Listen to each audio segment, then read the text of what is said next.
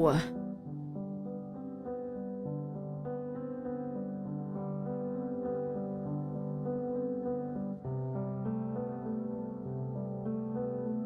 How you doing? Hello. I misread the Paradiso. I got confused.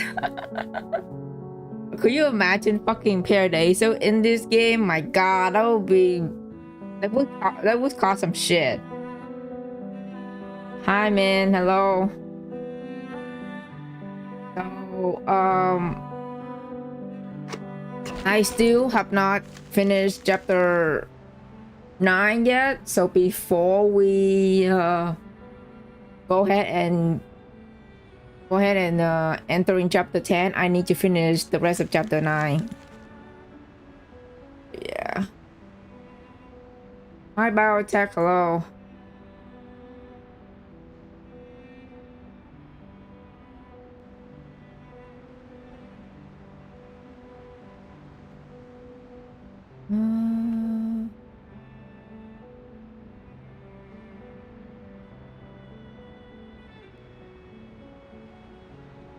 Let me know if the game audio is good, because last time I checked, the game audio is fucking low, so I switched it up to like 75%. So if the game audio is way too loud, let me know so I can turn it down. The last time I watched my VOD, I cannot hear the character in the game talking.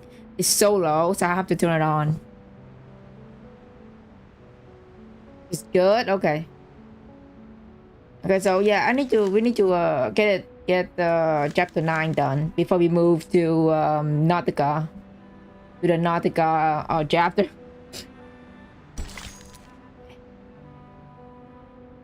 Also, congratulations on finally catching up with the main story in PTN, man. You finally did it.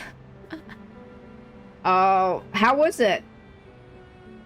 I mean, at this point, it's better to talk about it on Thursday after watching the concert with me, man, because there's a lot of things to discuss. There's a lot of things to discuss in that chapter, but holy shit, yeah, it's crazy. Okay, part 18, in praise of folly. A tiny boat adrift upon a sea of idea, convinced its houses sail. Yay, all three game caught up, yeah, right?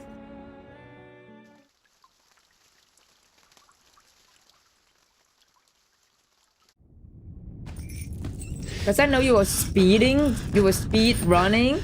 I know you were speed run that chapter 18, so if you like missing anything, you can just go to the archive and, you know, play it. Yeah. I will do another review tonight to see what I missed and that, yeah. Because that chapter is so long, it took me like 3 streams to get it done, you know? Okay. Prisoner stepped out from behind the wall, a weapon held in his shaking hand. I was just setting up my exhibit. Oh, yeah. Everything started shaking. Then I realized it wasn't just my imagination. Oh, yeah, so last time Garcia is pointing a gun at us. I forgot. Okay. So I followed the cracks in the wall and found my way here. I didn't mean to eavesdrop, but something's happening to the panopticon, isn't it? Yes. His panic hand shipped the gun towards Aleph, who has collapsed on his side. Are you the physician? Or is it Aleph? Whoever you are, please restore the panopticon to the way it was. I'm begging you. You can do that, right? I don't know. Everything is collapsing.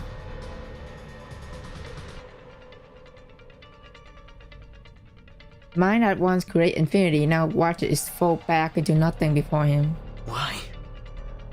Why aren't you doing anything, damn it? Why is this happening?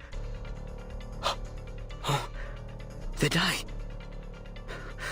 If you won't help me, then I'll do it myself. Prisoner in desperation lunged toward. Oh, he's gonna get the die. Calm down, Garcia.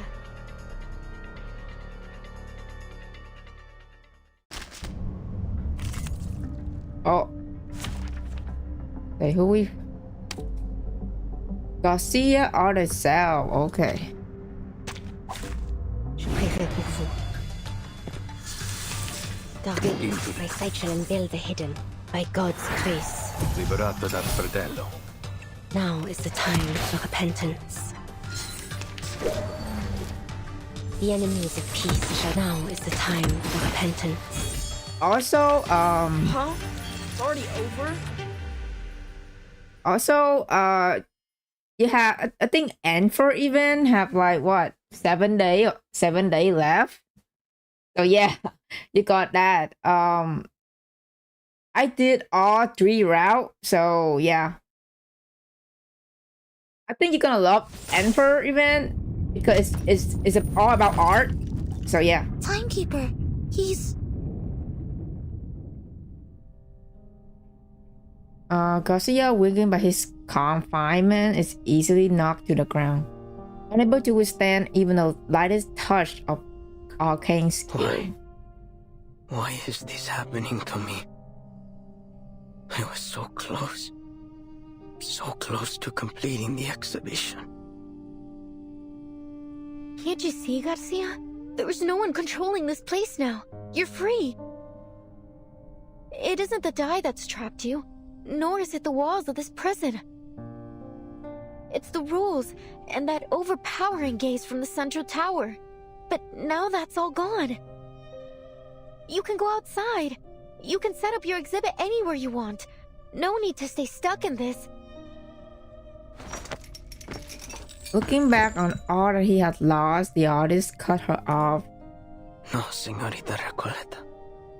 You've seen the world out there. You know as well as I that there's nowhere else I can go but here. This is the only place in the world where I can hold my exhibit. And you've ruined it. You've ruined everything. Jesus.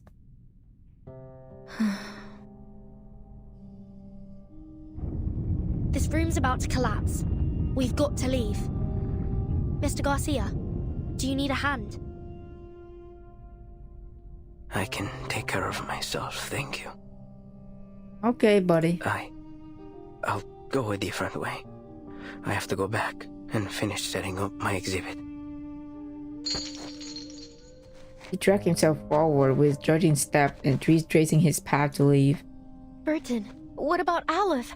We can't just leave him here. Of course not. We still have questions he needs to answer. Sinetto, help me get him up. Let's get out of here. Let's go. Yes, Timekeeper. The dejected prisoner looked at Sonata with confusion. Your words are always at odds with your thoughts. You carry an ocean of questions, yet never reveal even a single drop of them. What do you mean by that? Why have you never shared your doubts? Why do you stay silent in the face of everything and everyone around you?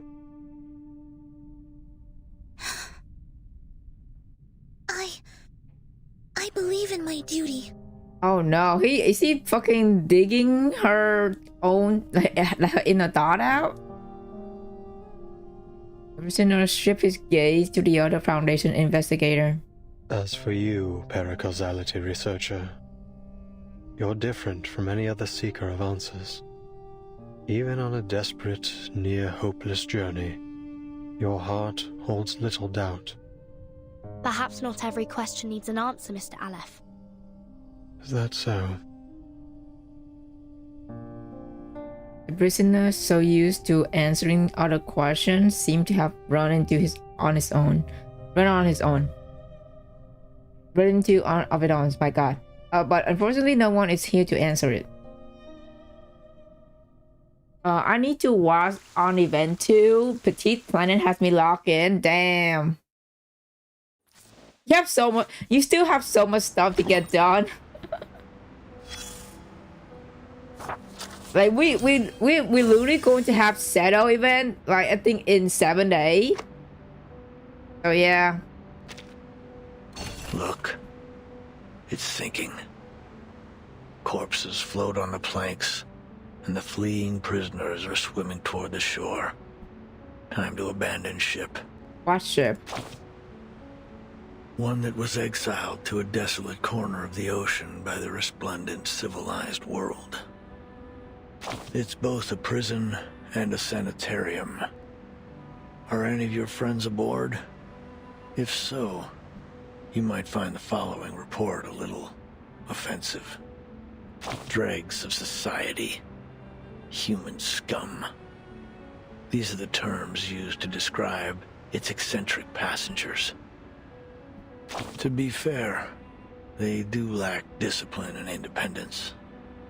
But that may well be a response to the heavy pain they've endured.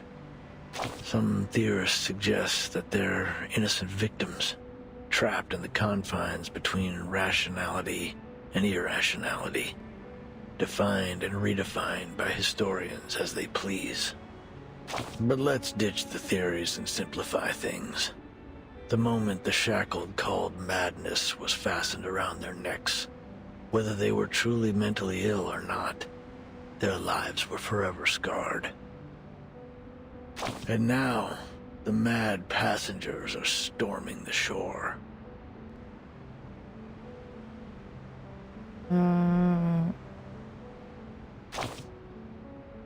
I suppose it is. You can see the joy in their faces, even in the footprints they leave behind as they hop across the beach. Yes, freedom is favorable indeed. The freedom to squander our lives, to trample on the dignity of others, the freedom to embrace absurdity and meaninglessness. Let's dig deeper. Scavenge through the messy battlefield for dog tags. Were these people born mad? After watching the inhabitants of this earth tear each other apart in one war after another, I've concluded this. Only knowledge drives people to madness. Ignorance does not. I mean, sometimes. Madness is a side effect of the sedative that is knowledge. As long as those on land continue to consume it, this ship will never be short on recruits. This is a war between madness and civilization. Both sides have leveled accusations, spilled blood, and pummeled each other. And soon, everyone will have leapt into the trenches and been beaten to a bloody pulp. Only a few can escape this fate. Like who? Check your 6. The one leaning against the sunken ship, showing no signs of struggle or sorrow. Garcia. The seawater has flooded his windpipe and reddened his eyes. Yet there he is, staring blankly at the shore. He's in his home base. He holds no hope for forgiveness from his enemies. Not in the slightest. He's a one-man army, fighting only for himself. Alone. Now, do a 360 and look again. He's been utterly defeated. Hey. I think we have like 2 chapters left. I mean 2 parts left. Hey, the only game I'm far behind is Rule of 9 chapter. Girl, I'm behind every fucking game except for Reverse and PTS. I am way behind than anybody else. I'm way behind.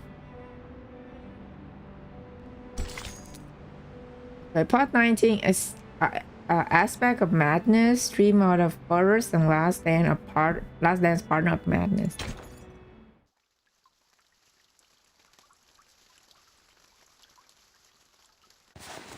Dear Erd, why are you so interested in the panopticon of Kamala? Dear Mr. Aleph, whether as a doctor or a writer, I simply cannot turn a blind eye to the friction around me. Especially the discord and injustice I've witnessed here in Kamala. So, I would ask of you a question. Is there any way to resolve the endless conflicts in this place?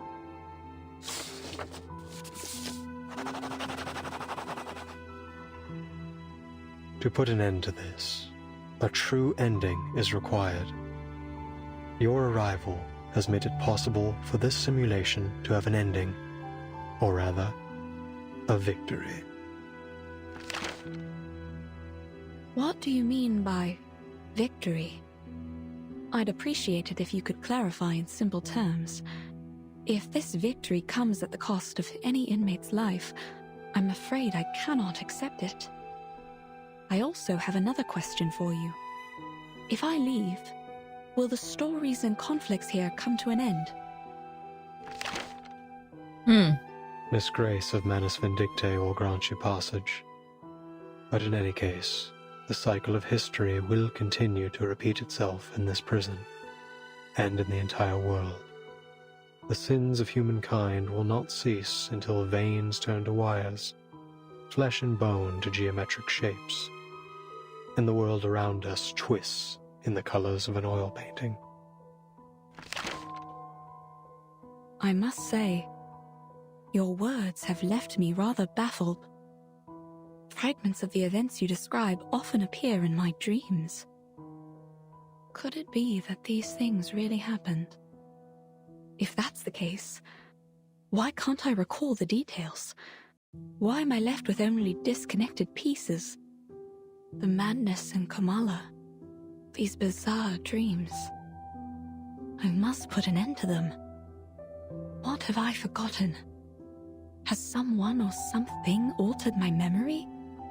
I can't shake the feeling that something crucial to me has been lost in the river of time. Some kind of duty, perhaps. What should I do? How can I recapture what I have lost? I won't answer a question that already has an answer. One given to you by the person who escorted you here and made you a promise. You're so close to the place where the truth lies. Think carefully. Why are you here?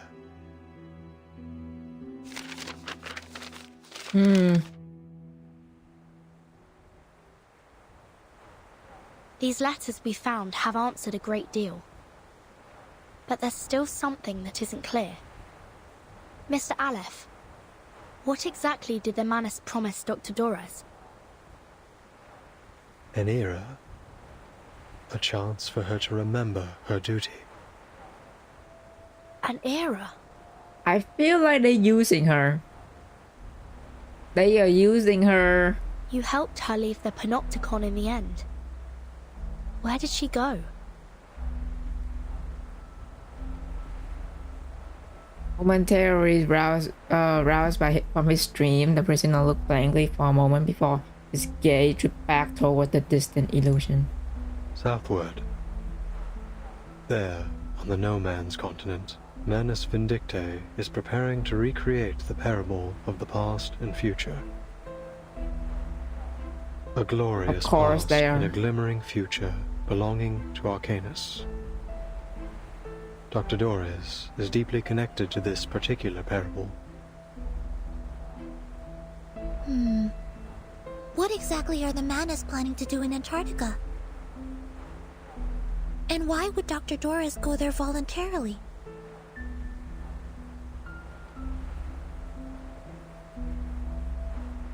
The information reveals stir unease in the heart of investigators from the Foundation. Mr. Aleph, when did Dr. Doras depart?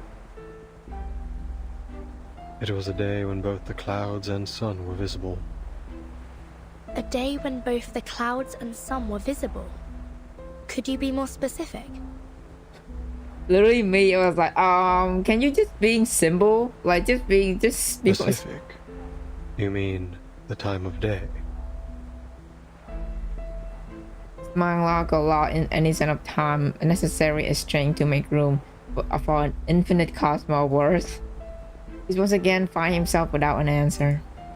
When both clouds and the sun were visible. Hey, Vertin, I think I know. It was 3 days ago. Then Dr. Doras wasn't going to Comala on the day I met her. Hmm. She was leaving. She was headed to Antarctica. Oh. That is where Nautica is. Let's fucking go. We're going to meet Nautica next chapter. It was cloudy that afternoon, with a brief spell of sunshine, just like Aleph described. Then it hasn't been long since she left. Excellent news. 3 days. If we set off immediately, we might still catch up to her. But, based on the intel we gathered in Ushuaia, Manus Vindictae bombed the entire port 3 days ago. Clearly, they wanted to prevent any interference from the Foundation. It's unlikely we'll find any functioning ships there. I'll report the situation to the Buenos Aires branch. Timekeeper, I'm afraid we'll have to find another way to get there. I have a boat. Oh wow, okay. A small boat gifted by Manon Vindictae. During the past several storms, he has taken this boat traveling to Antarctica at Manon Vindictae's invitation to evade reversion. Could you lend it to us?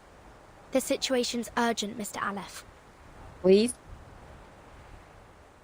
I hope we say yes. We need to go there. Pick a dot, okay. Need the described lighthouse, a descriptive lighthouse, a battered little boat bobs in the sink with the wave. It is small and fragile, not the kind that seem capable of braving a nice sea. This boat will automatically take you to McMurdo Port, the landing point Manus Vindictae established by the shores of the Ross Sea. Okay. The Senator eyes the boat with skepticism, rightfully distrusting this advisor of Manus Vindictae. I don't blame her though. This looks like Manus technology. Its arcane energy source is highly unstable. Timekeeper, I suggest we wait for support in Ushuaia. I don't usually agree with Soneto, but I have to admit, I don't have much confidence that a boat this small can actually make it to Antarctica. Mr. Aleph, do you know anything about Manus Vindictae's ritual? How far has it progressed? The ritual could begin at any moment. I believe that's why they left Kamala.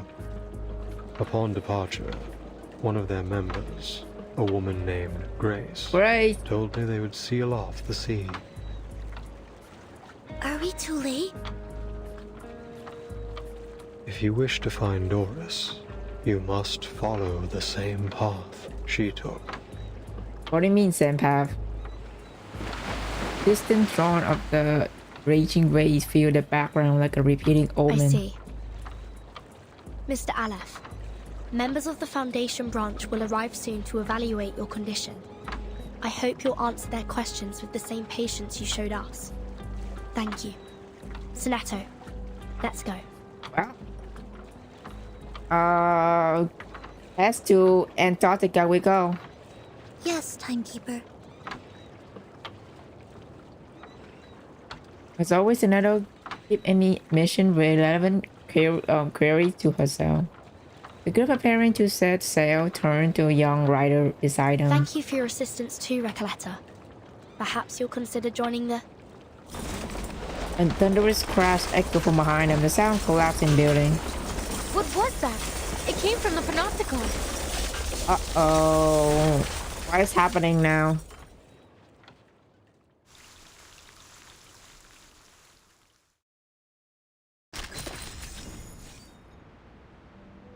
Okay, plot 20. In the place of my ashes. They pray the story ends where the ashes rest. In the end, the night is not eternal. I think this is epilogue, right? Of this chapter.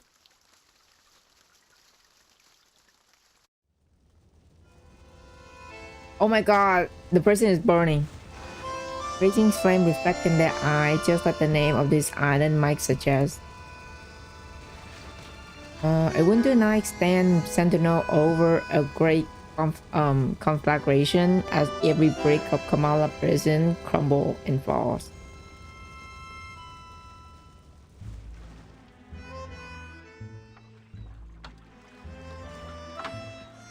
With Aleph's control gone, Kamala is collapsing. The inmates aren't even real criminals, are they? And they're still in there with no clue that they're no longer being watched from the central tower. We have to go tell them. We have to get them to safety. Yes, we should help them get out, at least until support arrives. But the Manus ritual. Battle both way within this site. Don't worry. I'll go alone. Please be safe, Recoleta. Huh? You should hurry. When this is all over, I'll write to you, my dear friend. Please be okay. During this journey together, our teamwork has been impeccable. So, you can trust me to do this. I'm not doing it just to help you or the organization you represent. I'm doing it because the inmates are my friends. Okay, I trust you. Take care of yourself, Recoleta. Please be okay. But if the storm truly is imminent, as Dr. Merlin said, then, Miss Recoleta, you... She can reverse too. Senator, more familiar with anyone with Foundation exhaustive regulation, has no ready answer. She knows that in this era, before those arcanists who remain ignorant of the truth, must watch her words. I don't quite understand what this storm is all about. But don't worry. A brand new adventure is the best thing that can happen to a writer. Oh my god, I hope she don't get reversed, man. I hope she don't get fucking reversed by the And storm. I doubt it'll surpass the epic adventures we've shared over the past couple of days. I'm going to write everything, including the two of you, into my new novel. Then I'd like to be the first to read this new novel, if that's alright. Of course. Listen, I believe literature is like an endless, timeless river. So we'll meet again someday, somewhere. Probably in someone else's story. Who knows? She takes one last look at her new friends, feeling along it as if they had known each other for decades. Oh. And without a backward glance, the girl flings back to the burning Adios, ruin mis queridos amigos. to the prison. Very well, my cherished friend. Oh, be safe, girl. Oh, it's a cutscene. Let's go. The prison is burning down.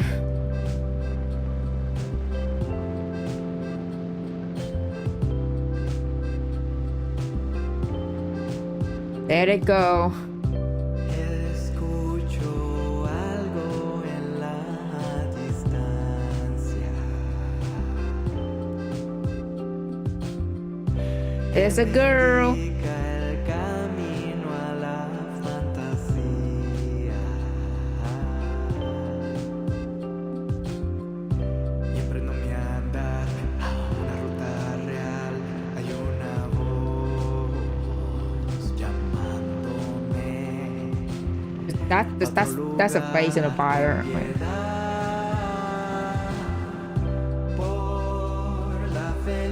Oh, that's Garcia and Octavia. Y por la libertad yo te canto. Nada podrá parar ni vencer mi ser. Como en la infancia voy yo saltando. Everything is coming down. The music here was amazing. Yeah.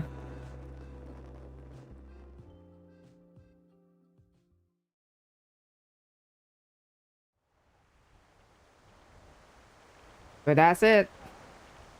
All the visitors depart one after another. Amid the distant echo of singing, the creator of this prison stared into the fire as it burned.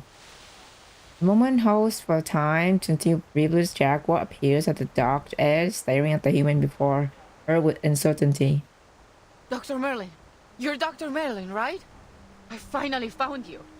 That's Aleph. What on earth happened in the central tower? Right after I left, the whole panopticon started collapsing. The tower's in ruin.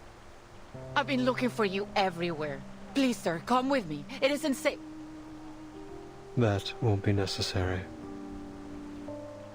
Oh god, the fucking YouTube stream is disconnected. Hold on, give me a second. Oh boy.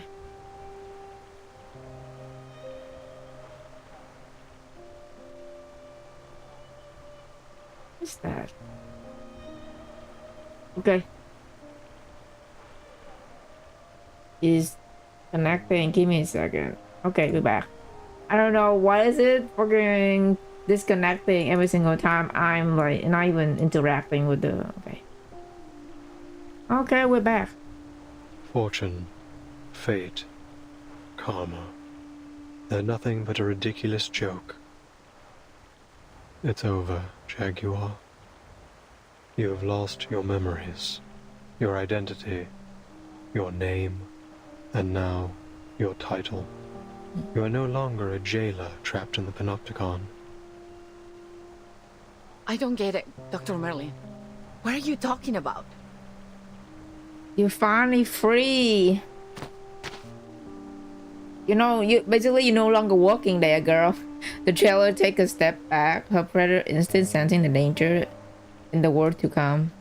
Damage may not be physical, but it's threatening to shatter a little faith she has left to hold on to and the life she has always known.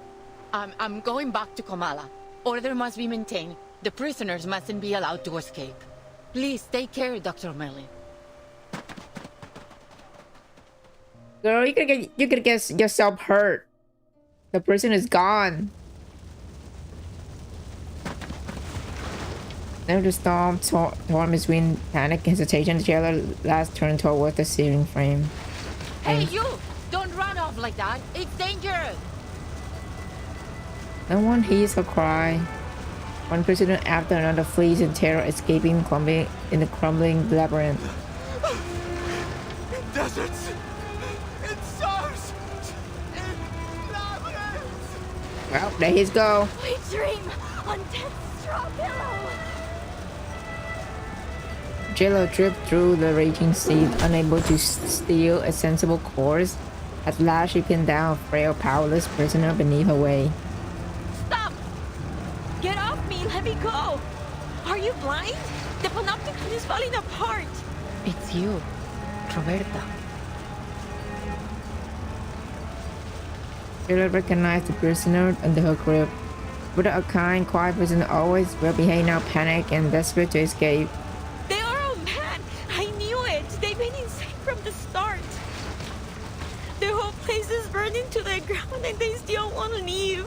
They're still talking and talking about things that no one cares about! I can't help them! I never understood what they were talking about! The rhythms, the factions, the ideologies...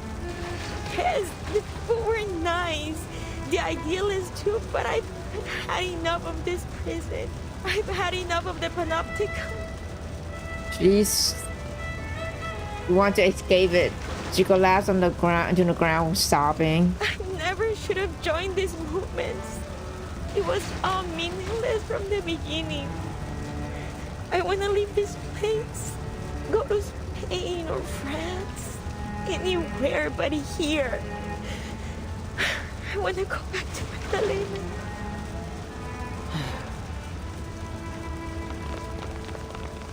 Jaguar releasing her grip without a backward glance. Everybody leaves. I mean, at least she's 9. Let her go. Jailer stepped back into the circular structure she knows as her only home. Well, let's go.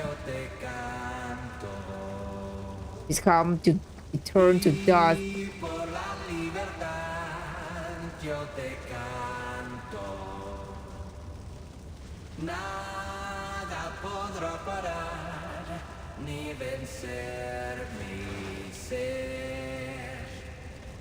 People are still dancing.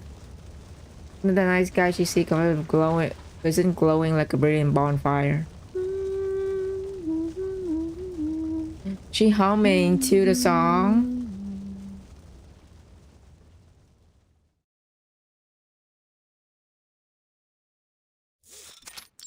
Three days ago. Unemployment for the Jaguar. But how does literature make you feel? Heard. As though I'm a kid looking through a kaleidoscope for the first time. Well, maybe that's not the best way to put it. Perhaps something a little more subtle.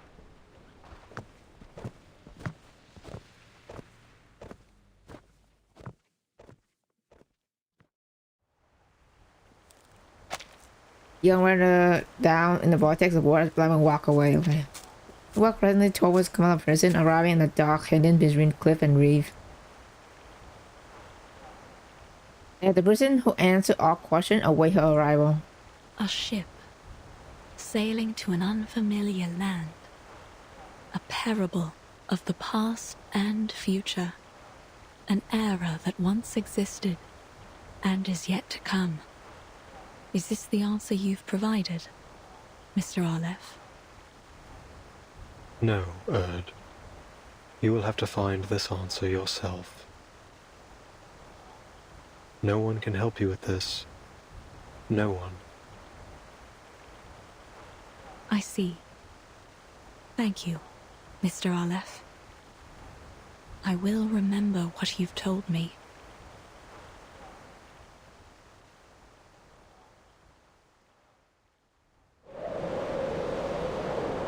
Here we go. So the Batonic Year.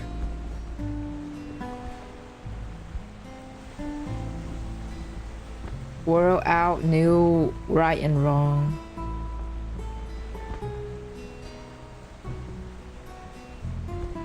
We're in the O instead. We go to Antarctica, baby.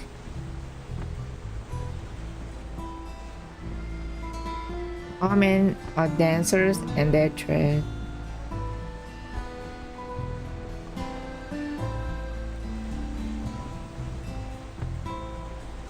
Goes to bobbers, clangers. Oh my god. Oh, there's Earth. 1919, okay.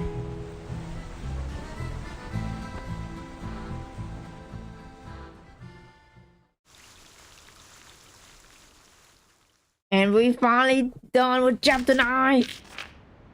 Oh my god.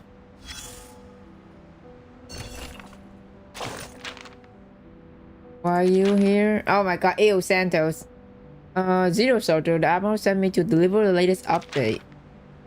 Ah, I think Eagle has misunderstood something. Just because we both here doesn't mean Apostle, Brotherhood, and Xeno are obligated to work together. The Santos, you know the preachers say before, each and every one of us is their subject. Why don't you just tell me what Eagle really sent you here for? Xeno intelligence officer intercept a message from the Foundation Bruno Errors branch. How typical of Xeno to do something like that. The message states that a fleet from the Foundation, including the battleship and a destroyer, had departed from the north and headed to south. You telling me those gray and white jackers are actually sending a fleet?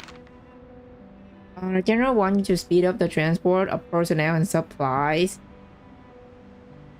to weaken the manpower of the Foundation. Foundation Buenos Aires plans. How was it possible? Let me make this perfectly clear. I do not answer to him. But for the preacher, and for them, I will fulfill my duty. Tell your Admiral that he doesn't need to worry about anything else.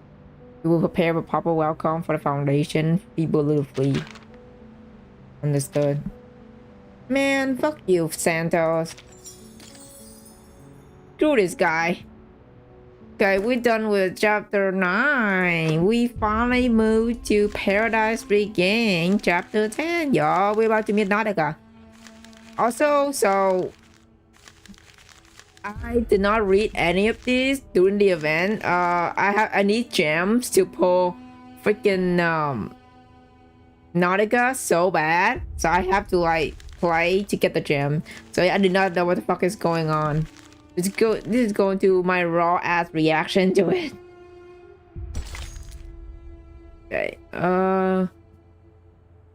Part 1. I cannot pronounce that, so I don't want to butcher that. I want the flying empty of its precious gifts, slide quickly towards the future. And to Antarctica we go.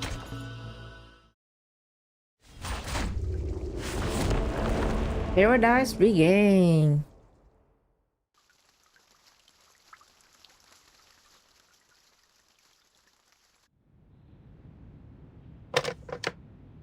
It's like 25 part, almost as long as chapter 7. Sealed office with a screen emitted white light. Dial tone echoes through the quiet space before the call is answered. Liaison Creus, here's the order signed by the Pax House. Beeping sound comes from the other end of the line, and soon the fax machine whirls to life. This is the Military Commission's conclusion. Contact Admiral Psalm of Zeno and lead the troops to these coordinates immediately. Be prepared for an all-out battle. Reyes. The other end falls silent for half a second. I've never received an order like this.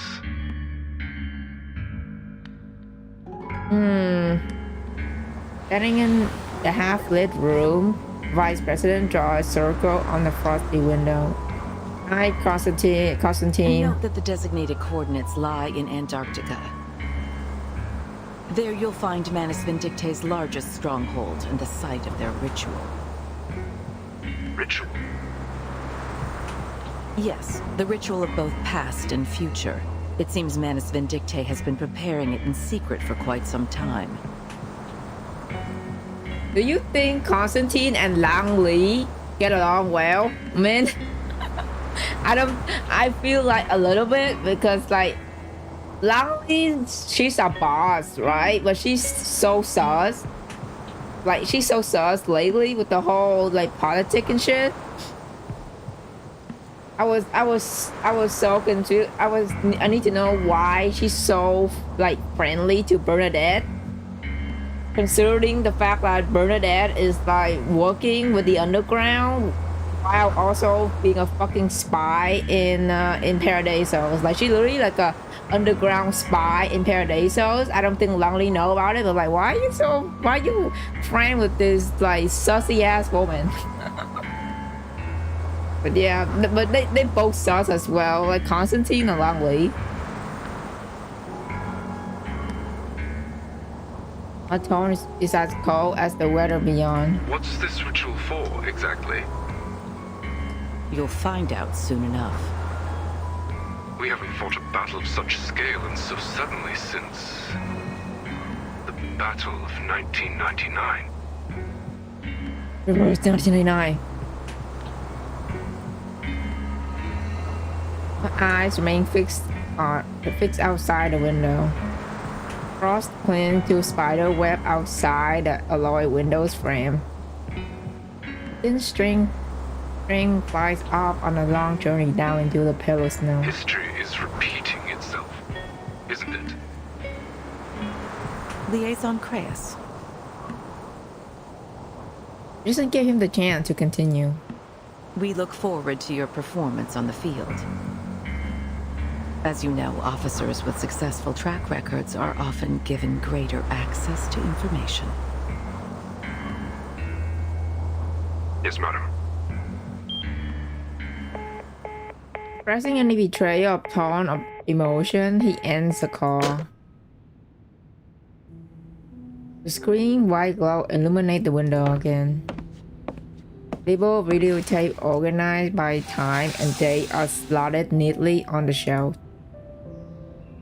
A tape is pulled down and inserted into a projector.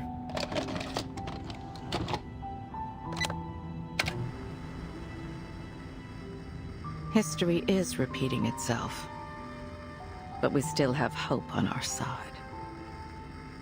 The screen crackled with static. A child voice calm gabbled by age, electronic. What's this? Is it Vertin? It's a gift for you. Oh, Madam Z. A gift? Suitcase? Wasn't it after what happened when her friend and her trying to go outside doing the rain and got fucking evaporated? Only her survived. So Madam Z just took her in. She gave her a suitcase. That's right. To celebrate your appointment as the Foundation's timekeeper. Oh. This is a moment to remember, Burton. The child doesn't seem to understand the suitcase significance. Girl, that's where you're gonna live. No, I'm kidding. That's where you and the Arcana is gonna fucking shelter. Yeah, she has more questions. Who's it from? Why didn't they give it to me themselves? It's from an old friend. Ooh, an old friend. An old friend? She left you a message too. Really?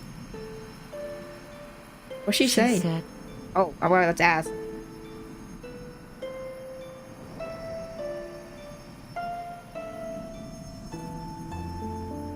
Paradise Regained. Oh, of course, they're gonna leave us cliffhanging and not gonna let us know what she say.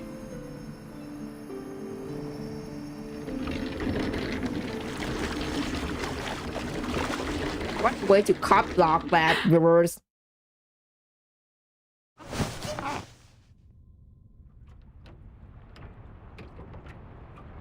Oh yeah, we're on a ship now. Is everything alright, timekeeper? Oh, she's so cute. Oh my god, her little winter outfit. Oh my god, that's so cute. I want to see what I mean, I already see what Virgin look like from the screenshot on online. But oh my god, that's so cute. Her little winter outfit. Ah. I'm fine. Oh, she's so cute. It looks so cozy. Thoughts return to the A present. memory just came to me. The further south we go, and the colder the weather gets, the harder it is to shake this feeling of deja vu. I think it's helped that Langley is hot bias. True, Langley is hot. Langley is a hot boss, honestly. So yeah. But all the argument is that Langley is more bad and active on the battlefield versus Constantine. She's more strategic and stay behind the outfit. It's Constantine, I can't stand. Yeah, Langley is more like a badass boss that basically like working actual work, you know, like actually putting herself out there. Fair. It's like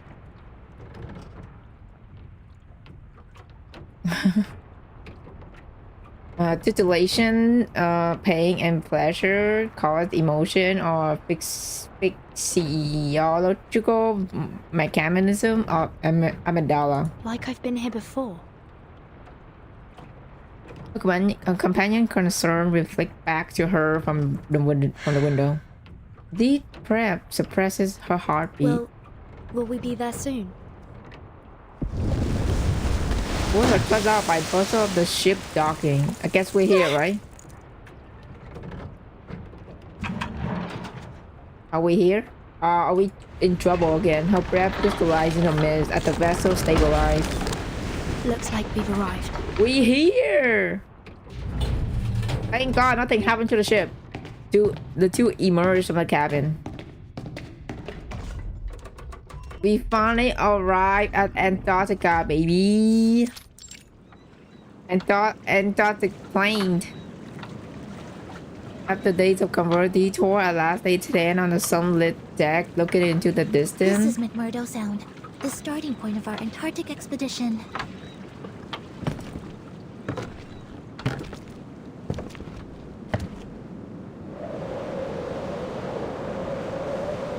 Before them stretches a white field of ice.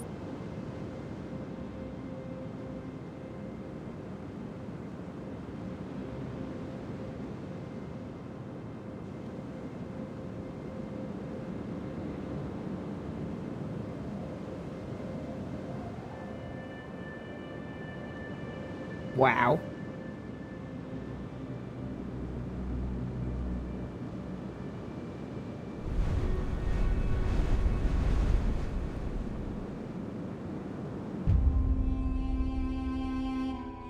His IS's Revelatio, his IS, what the heck?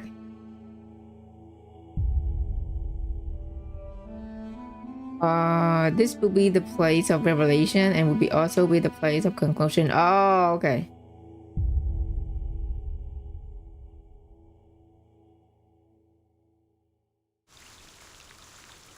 Well, that's the introduction.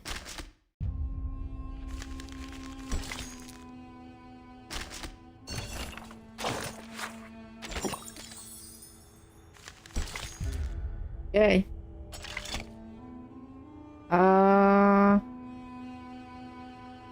Okay, part 2, the rhyme of the ancient mariner.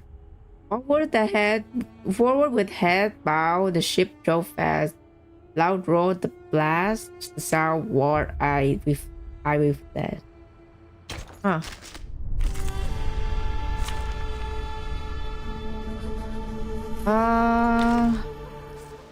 I might switch to the hard mode. Hold on.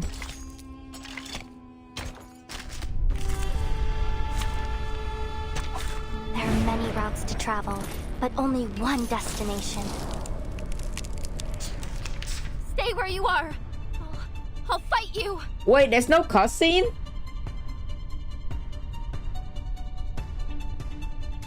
She's not listening to us at all. Huh. Wait, hold on. She's cold and scared. After this, I'll have to go back and try to find the replay because why there's no replay? Do your best to calm her down. Just be sure not to hurt her. Understood. Maybe an incantation to keep her warm will help. Breaking the ice, clearing the snow.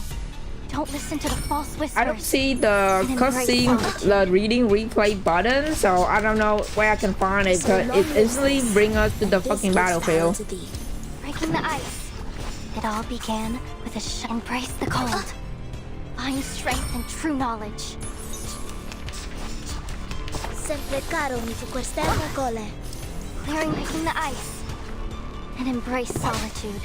Don't listen I'm so confused. I have never like replayed any story, so except the hard mode, so this is confusing me. I don't know where to find the replay button. Clearing the snow.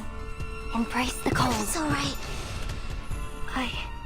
I can feel my fingers again. It's a... I have to... Rewards? The best reward? You need to do in regular first, it is?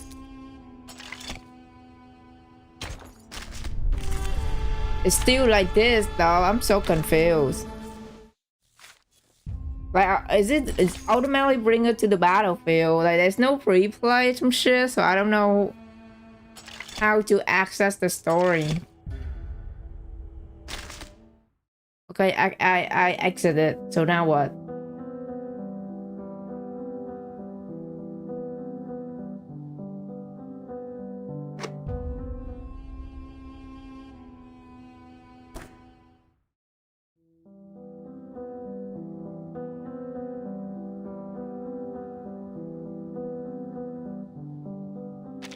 Okay, go back home.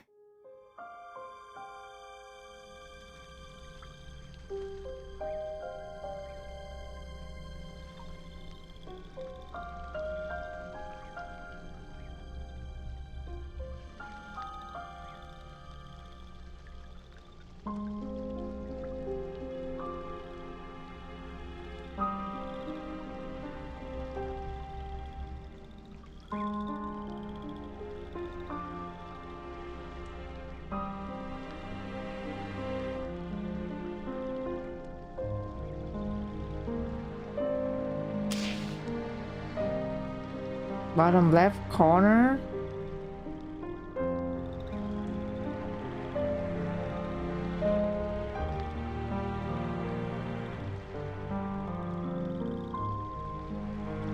Pick the thing with the red mark and line. What?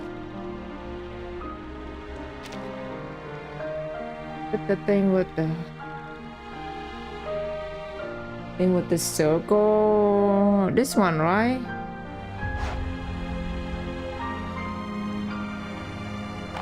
Oh, story reveal. Here we go.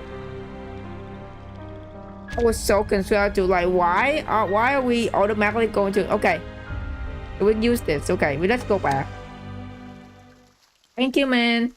I was like so confused because there's no replay button. Like the fucking event, they have it, but they for some reason the main story don't have it.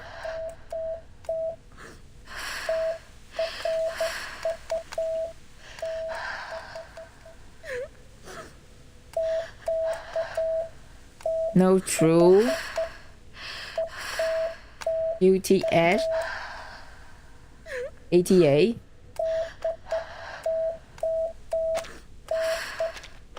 Oh.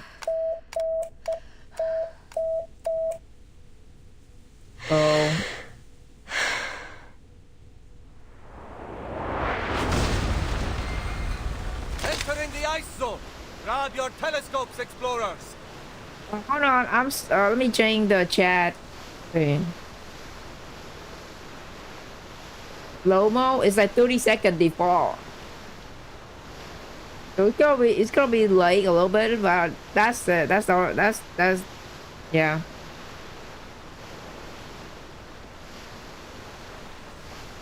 Okay,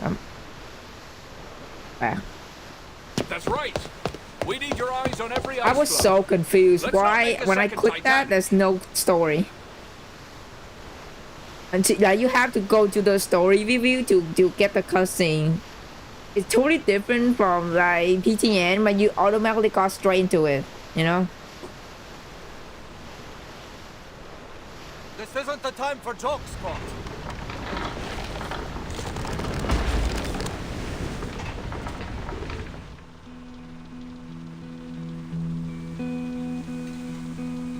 Hearts thumping with excitement, our team set off. Thanks to our courage and careful preparation, it wasn't long until we crossed the Drake Passage. No matter how fierce the katabatic winds were, our will stood firm. In fact, the windstorm we met was very similar to the lab-simulated ones. It didn't take long for the captain to find a way to deal with it. Soon, we were sailing through the South Shetland Islands. There wasn't much there but black moraine and a few groups of Adelie penguins. It was clear to us that there was more trudging to be done before we reached our destination. But every one of us was confident that a journey of this magnitude would pay off with very many ancient secrets. When the sun dawned, we saw the lichen that grows all over the Aicho Islands. Crimson, green, ochre, even the land blink couldn't pale those colors. That was when we realized that rocks can move too. I can't help but recall when the famous Gouvernoren returned with a full and bountiful load.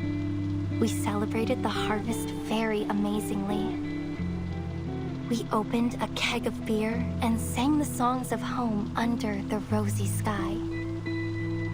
The harvest bounty mankind's blessing be. We children blind from mazes must be free.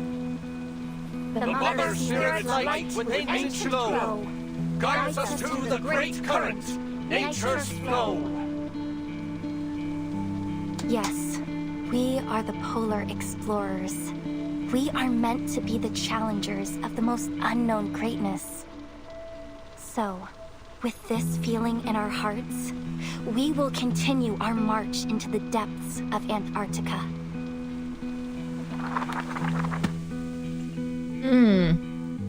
Carpe diem, as the saying goes. I've never felt more joyful and fulfilled and worthy in my entire life.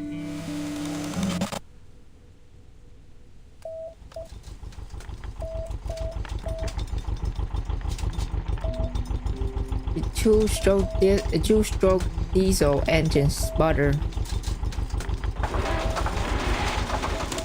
Spark fires, the radio transmitter grown. I must send it out. Nautica! A rag, maddened voice comes from the research station's darkest corner. Speaking to the broken equipment with an undeliverable message.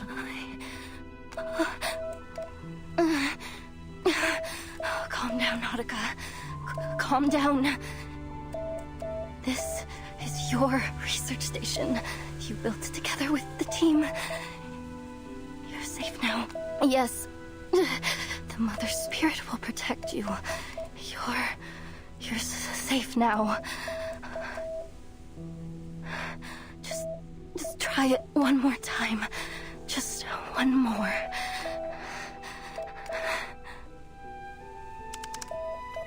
Her fingers keep pressing the broken transmitter key while her body shakes uncontrollably. Come on. You can do it. It's simple. You didn't go crazy. You have all your brains in here in your head. It knows all the letters of Morse code and how to send them. See? There's A and D and E, F, C. You know them all. Just use them to spell out the warning message and send it out across the whole world to everyone. It's easy. Like playing a game of tableau. Yes, so easy. What is happening? I can do this. She munches down on a black gelatinous fluid in her mouth. Ew, that sounds gross. No. Rude.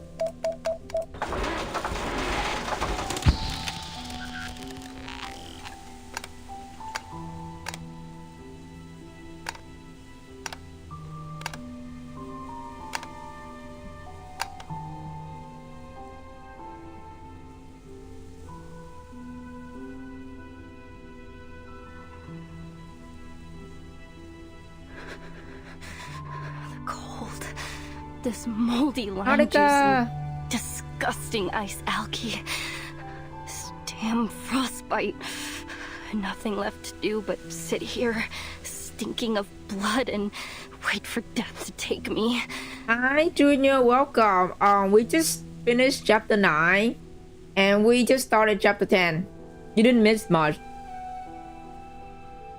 but welcome. I have to warn the world. This place isn't the last oasis, and there's no such thing as the Hollow Earth. But no one will believe me if they don't see it with their own eyes. Nobody. Because I used to be the same way. Through giant mother's bones, yeah, well, the my path too. is laid. In bloody pain, eternal life is made. The Mother Spirit's light, with ancient glow, guides us to the great current, nature's flow.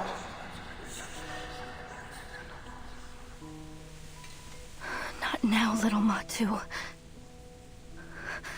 Mother Spirit, bless me.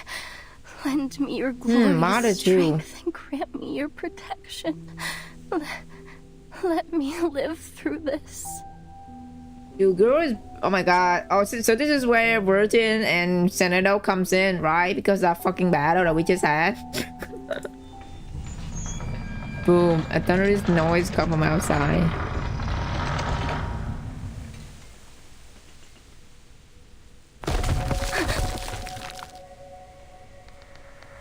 I love her design, man. It's so cozy. Like, she wears just a cozy outfit. The small figure startles. She sidled to the window and peeking to the insulation edge. The snow monster ship. Excuse me? Is anybody... Oh, it's a Netto, yeah. So that's why she was in okay, okay, everything makes sense now. Please don't come over here. Please, please, please. Girl, you'll be fine. It's just us. We come saving you. Bright hair, the snow monster invaded the explorer last refuge. Hopefully you get time to play Karen's character story. Is really good. I will. We almost this character story have like a limit date, like a time date or something, like telling you how many days you have left to play? If it don't, I'll try to. I mean, if it don't, I'll play chapter 11 and then we can just do that afterward. Excuse me? Is there anyone here? We just landed, and this is the only building around. We were hoping to ask for some help. I'm already half frozen to death. Don't you dare crack my skull and suck my blood. I won't taste any good. Girl, we're not monster. We're here to save you. Oh my gosh, she's so traumatized. We have to save her. My apologies. There must have been some kind of misunderstanding. Zeneto. Poor Zeneto. The plague in the glacier. The worms beneath the feet of the Mother Spirit. And those sickening mass tyrants. Oh, girl is not doing okay right now. Bring it on, snow monster. If I can wrestle a reindeer, then I can take on you. Wait. Uh-oh. Yeah, this is when we fight her. And then this aftermath, right? You're not a snow monster? Yeah. I was so confused when I click on the battle. I thought it's going to start doing the cutscene, but it just immediately bring us to the fucking fight with Zanel. Everything makes sense now. Why we fight with Nautica? She was scared. Normal behavior, no mask, uses magic. Yes, war magic. I can move my fingers again. You're right, Matsu. They don't seem like bad people. At least not as bad as the snow monsters. Grace was still wary. She shrank back to keep an eye on the intruder. The newcomers seemed without concern. They strained the furniture and examined the scene as if looking at the puzzle. According to Mr. Aleph, this should be the coast that Dr. Doris landed on.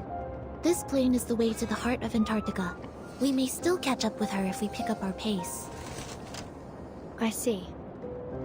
But I didn't expect there to be a research station all the way out here. This place isn't on any map of Antarctica I've ever seen. It must have been built less than half a year ago. The facilities are quite complete. Diesel generators, snowmobiles, radio transmitters. Zeneto stepped forward, an empty can rolled to her feet. However, they seem to have run out of food. Her eye turned to the cowering figure. We're just passing by. We mean no harm. Is there anyone else at this station that can help us? The day of solitude and with simple question. Nautica stand half hobbled in the corner, rubbing her nose. No, there's no one else. Only me.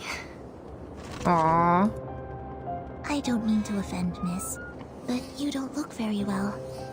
May I give you a health evaluation? No, no need. I'm fine. I'm an explorer. I know my body. I'm fine. She retreated back from the newcomer offering him. Oh, this is awkward. What are you eating?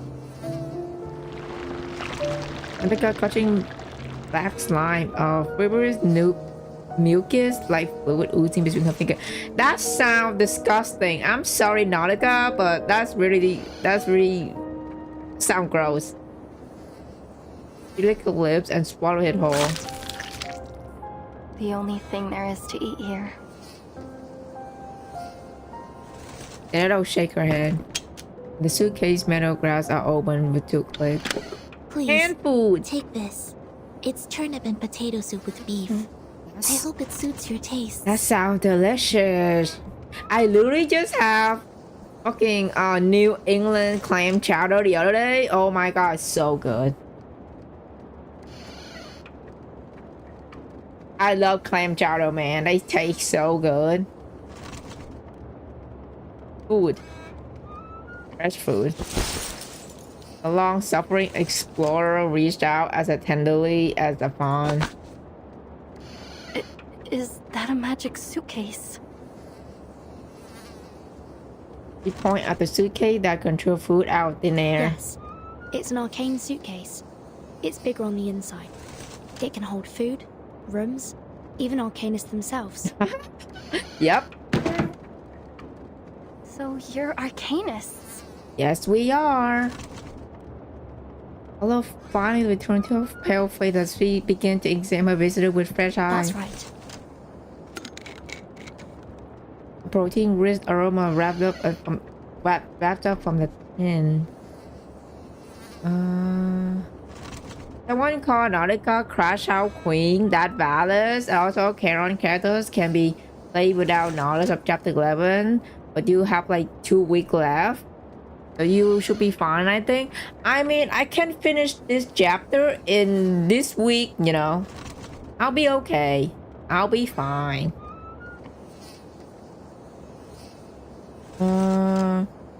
She has all the right to crash out too, poor baby. Exactly, man. Actually, we're heading to the heart of Antarctica.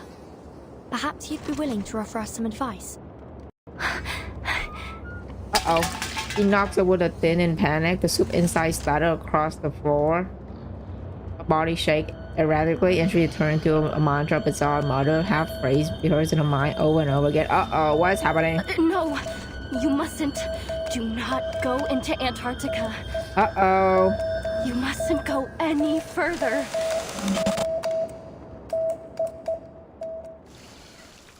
Oh my god, what happened to her and her comrade?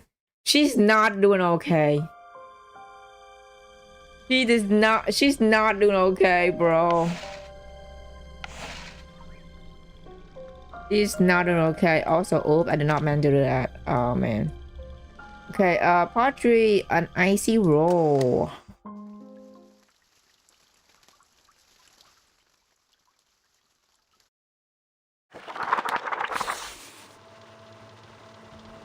The true horror happened on the 3rd day. Okay, she talked about it. Cool. When we reached the hinterland, an aurora australis appeared in the sky, in the broad daylight.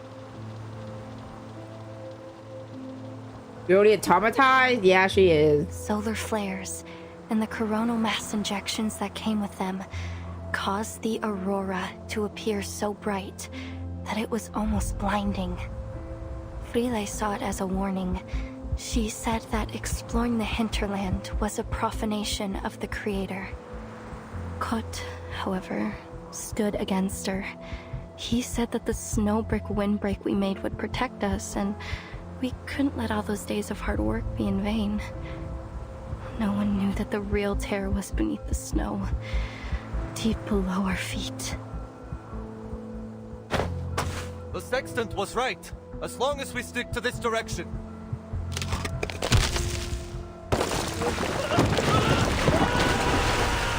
Oh shit, he's dead. Well, let's go down one member. Ooh. Day 5. Ide has been left behind. Well, live Ide. Ide is gone.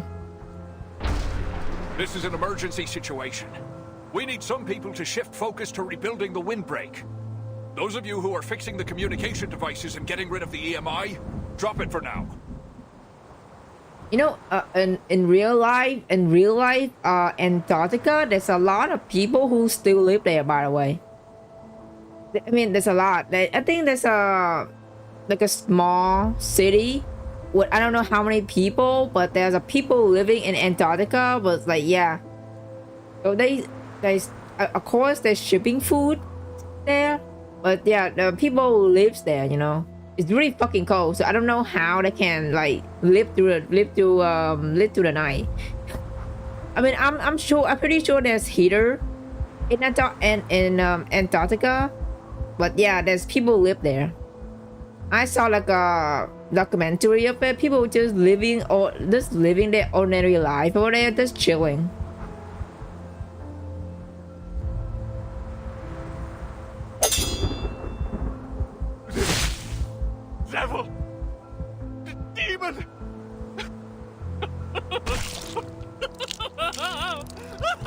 He's dead too. Well, is this Colt? Yeah, 7. Colt's gone. Cot is gone. Colt is The gone. situation is getting worse. Why they die though? They got fucking eat by something?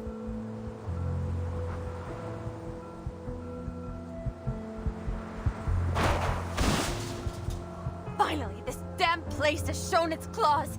I told you we shouldn't have headed so far into the hinterland. We're in way over our heads. The food price there is crazy. Really? Was it really like expensive or is like cheap? I have no idea what the price, the food price is in Antarctica. Most people living there are researchers from what I heard, but I could be wrong. No, you're right. You're right though. There's researcher. I think like 1,000 of them are living there. Literally just chilling. Yep. Farewell, everyone. There's no escaping it now. The voice in my head has become one with me. So let it end with me. Once I'm gone, it will be gone forever too. Oh, she's gone. Damn, everybody's dying. Day 10. And it's day 10 15. already. Day 23. Day 20. Wow. Day 30. Everyone is gone. Only Frile and I have survived. Wow. Oh my god. Jeez. It's okay. Don't worry about me. Any passing fishing boat will be able to see our distress signal. You just need to go back and wait. Oh god, I feel like she also gonna die too. Here. It's the Neptune bar. My favorite. It'll keep you warm a little longer.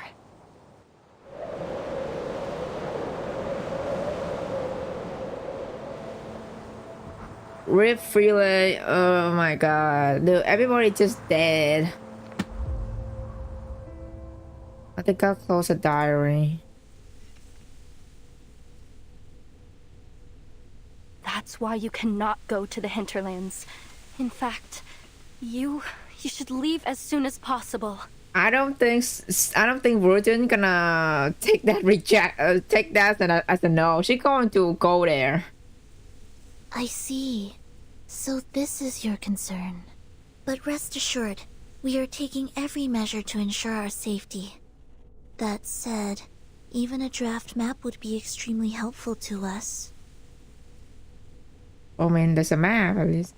I think it's more that they have a mental breakdown. I mean, that's also a good point, you know. Like in like not only you experience frostbite and hypothermia, you also have like it's like having something to do with your mental mind, like your mind, right? When you stuck in like in a very cold place. So yeah, it's a fair point at how the mental breakdown. Grocery price there are very inflated due to shipping source for chicken breast. $48. Same with the job Nutella. That's wow. Okay. Oh yeah, the fucking terror of fucking course. That's crazy. $48 for fucking 4 chicken breasts. And I assume the work pay is also very high than you to afford life there, so it's hard to live there. Yeah, that's why it's only like very low population, like 1,000 people there. And they all researcher, you know. Seasonal depression, they're rough, yeah. Ah, I get it. Timekeeper? Please, take this GPS device. GPS? I pinged its location. Help will arrive soon. My apologies that we can't stay with you until they arrive. I'm afraid we're on a time limit. Excuse us.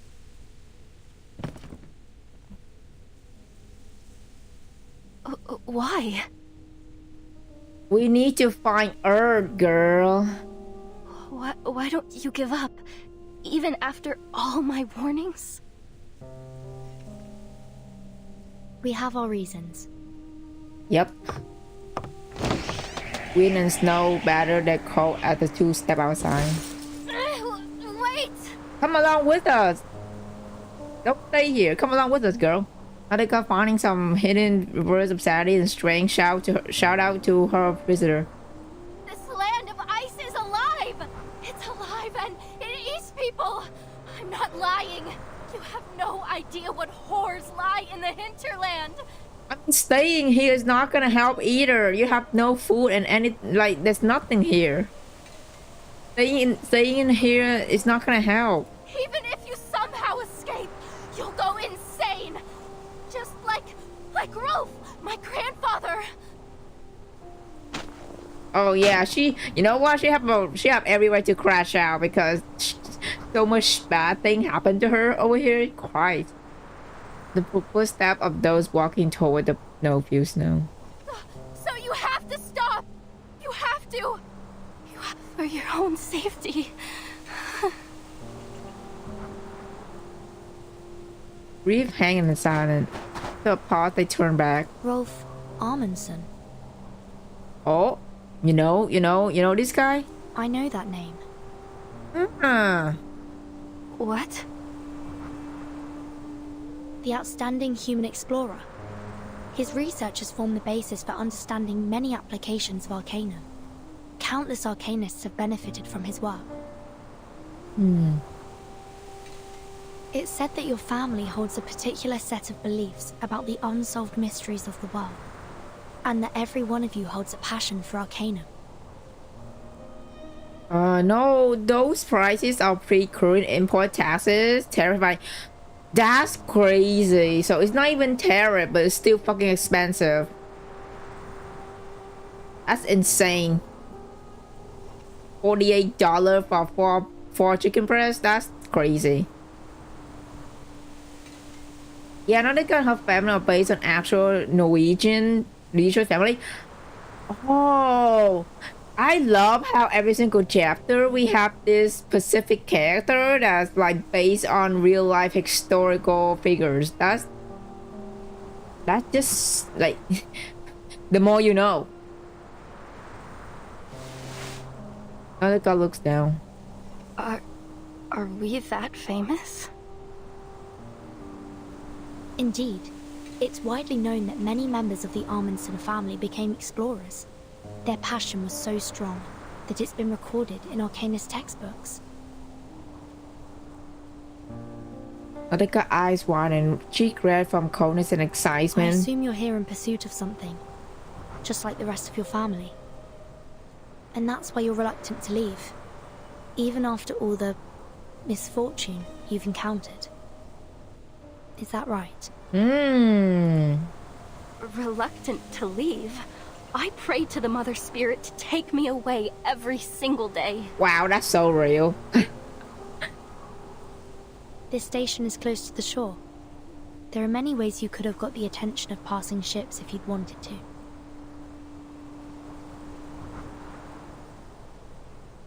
We are also here in pursuit of something. A person, to be specific. We're looking for this woman named Doris. Look at eyes wide again, this time with confusion. A person? Now echoes to the small station. Are you familiar with Manus Vindicte?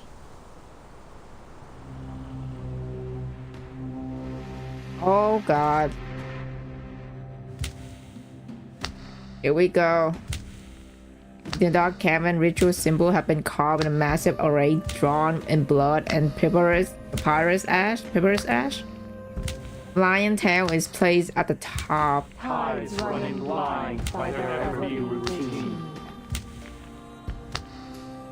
Sacred scarab wings at the left. Staining that heaven with obscene calamity.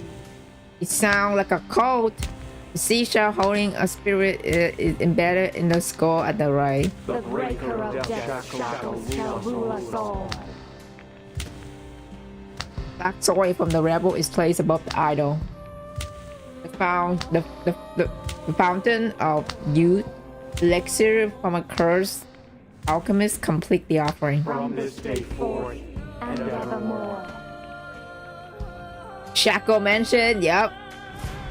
The young preacher stand at the altar edge watching distant shadow.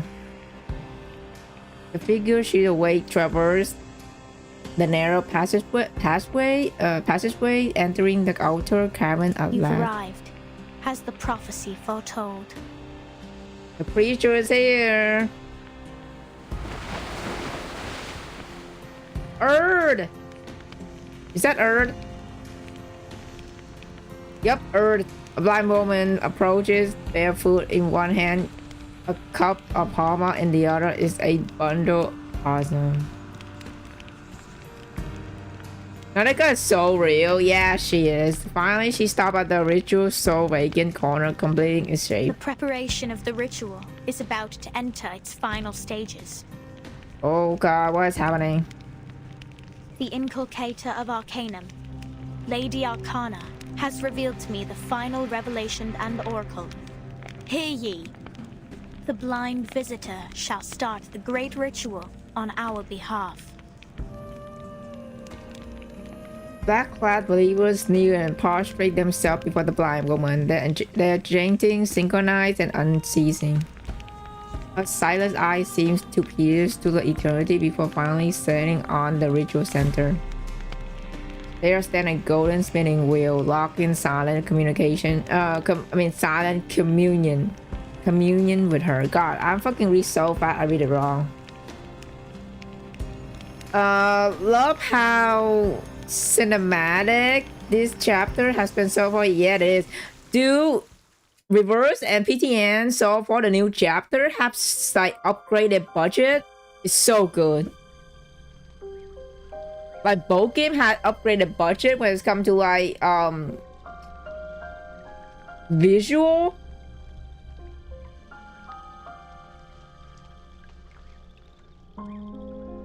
Yeah, another kind of yeah, okay. I didn't miss anything. Holding Arcana from a gacha? I wish.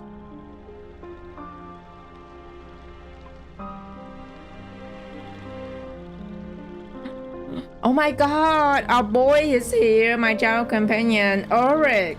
What are you doing in Antarctica, my man?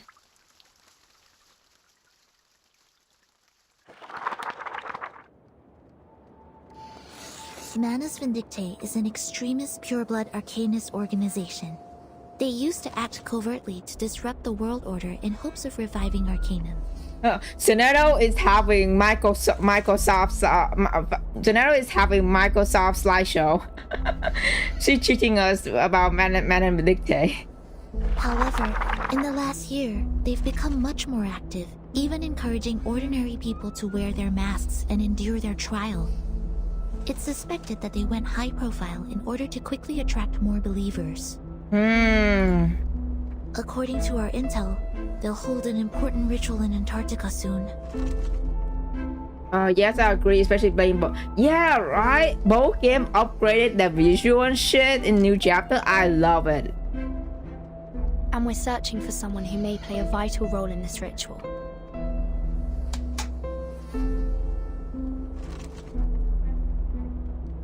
Arcanists. Masks. Are the snow monsters what you call Manus Vindictae? Yes. And they are cult. Nautica words are marked with strange excitement. What exactly is this ritual they're holding? We're about to find out, I guess. We don't have much information in that regard. We're hoping to figure it out on this mission. Yep. Ritual. Arcane ritual. Wait. Wasn't that one of my research topics? Draw the formation, place the offerings, and summon or invoke her spirit through a series of actions to communicate with the Mother's spirit. He looks up with pure eagerness. Do you know of her? Do you know the Mother's spirit? I don't think we know. Judging by Senator's reaction, I don't think we know. Sorry. Yep. No. No? Please excuse us, miss. We have to leave now. Oh. And given that the communication equipment at the station isn't working... The suitcase open again, this time revealing a radio decorated with a flower. It is Miss Radio? It is! Well, she's back. Miss Radio is back. Miss Radio shaking Nautica palm, struggling with the hardship in the Antarctic temperature. May I introduce you to Miss Radio? She'll receive the signal from the rescue team for you. In the meantime, you may Also, await their hi, arrival Emmy, here. welcome. The incantation keeping you warm will remain effective until then. All NPC got eyes in chapter 11. Yeah, I just noticed that. I mean, I saw a screenshot. Like some fucking military do or some shit, they have eyes. Because I know most of them either have shadowy eyes, right?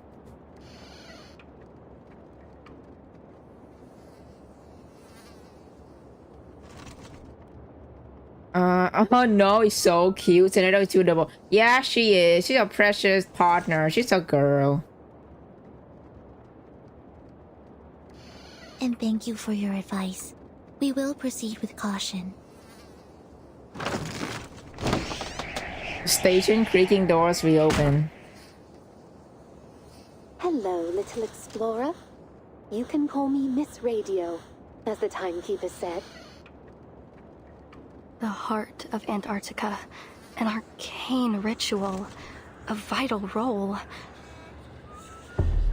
The guide appears, then fades from human sight. If the devoted journey, let their songs unite. Who is this? Like her, like a spirit? Little Matu is reciting a message from the Mother Spirit herself. Focus. The guide appears, then fades from human sight. If the devoted journey, let their songs unite. Hello? Can you hear me? Girl, you doing okay? You are spacing out. Your topic, your research. I assume you're here in pursuit of something, just like the rest of your family. Their dream. Your dream. Matu's voice is snapped off as Nautica bolts to her feet. This is a chance of a lifetime. Visitor boots are already cleaving a deep path through the snow outside. Yes, station. Is she following them? Door closed heavily and slowly behind them. Wait! Oh, she is following us. Door swing open again. Another guy rushed out holding a Miss Radio. Her hand trembled with excitement as she pulled a map from her pocket and struggled to unfold it in the wind. Crumbled sheet of waterproof synthetic paper bearing deep grooves with red ballpoint ink. I drew this map myself. It's a draft, yes, but, well, in this situation, it is the authoritative guide on Antarctic mythological archaeology. It's all scribbled out. That's so cute that she's trying to make a map. I recorded everything I saw in Antarctica on it. See? Here's the route from the station to the hinterland. And here, the landmarks along the way. And this, I charted the topography around the ruins at the heart of Antarctica. Right here. Ruins? You mean there's an undiscovered site in the heart of Antarctica? Yes, exactly! It's never been recorded in any reports. It's a brand new discovery of our team. Waiting for Valentina to be playable. Oh my god, dude! If Valentina was playable, I will fucking pull her. Like she's a hot vampire, ladies, and I need her bad. I need her bad. I swear to God, fucking people would lose it, like losing their mind if she actually playable.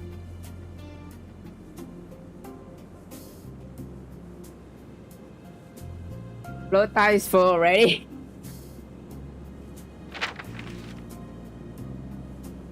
To exchange glances. And Manus Vindicta's hiding place. And I don't know. It's highly possible that the ritual will be held there. But we've never entered the ruins. The closest we came was in its periphery, but the weather was too severe. We had to turn back. But if Matu is right, we'll make it this time. And by we, you mean... Well, if it's possible, would you mind taking me with you? Oh my god, please go with us. It's not safe to stay in the station. Go with us, girl. Gotta take the timid step, shuffling forward like a penguin. Oh my god, that's so cute. She basically like, can you take me with you guys? And just shuffle forward. Oh, that's adorable.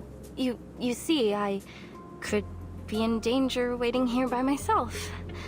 Why not just follow you and... That's so cute. She's so shy. She gives a sharp flame of dry, cold air and her voice quivers again. And... wait a minute. Is there really a rescue team on the way? I think that's just us. It's just Sinato and Burton. For now. Meanwhile...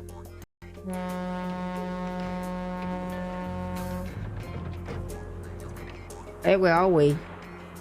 A small schooner entered icy water. Ulrich! Okay.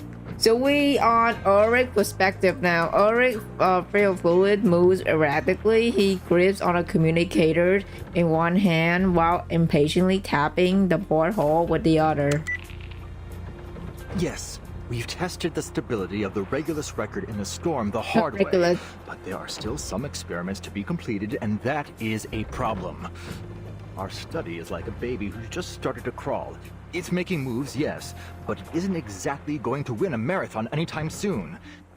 That's why we need you to stay in the lab. You have the greatest knowledge of the artificial storm. You're more than capable of continuing the work on your own. We love Ulrich. Hell yeah, we are. I bought him the skin. I got him that fucking skin. He looks so good in it. I know how much you want to see the Timekeeper and embark on your cross-century rock expedition.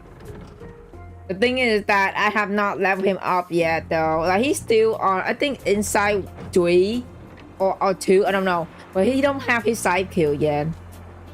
So he's kind of weak right now. I cannot use him right now, unfortunately. The experiment in Antarctica isn't one of your concerts. It's a gamble, and we're betting every hypothesis on it. If Regulus, that is your record, is in fact the key to artificially controlling the storm and its syndrome as we suspect, I hope it can at least serve as the Timekeeper's backup plan in this Antarctic operation should the worst happen. You know the His skin is so gorgeous. Yeah, it is. I take the Regulus record for experimentation and support, and you stay in Laplace to work on the artificial storm. Yeah, just a record to fit snugly and securely under his arm. Even after surviving multiple storms with his former owner, the records remain good as new. Boss, we've entered the continental shelf. If Manus Vindictae picks up a long-distance comm signal, this operation will be declared a failure. The guard chewing chocolate flavored ration murder out a warning. A deafening horn blast echo in the distance. Wow, that's loud. Hearing this, the guard exits her casual slough and move onto the deck, scanning the horizon. So this is Ulrich's perspective. Antarctic Sea. Oh, we finally met the Foundation's fleet.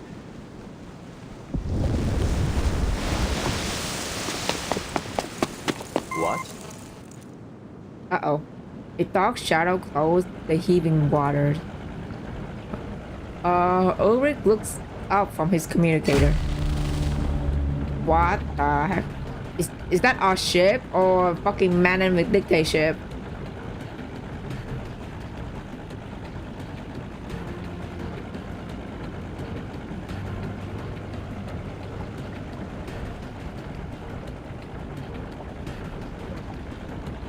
What on earth?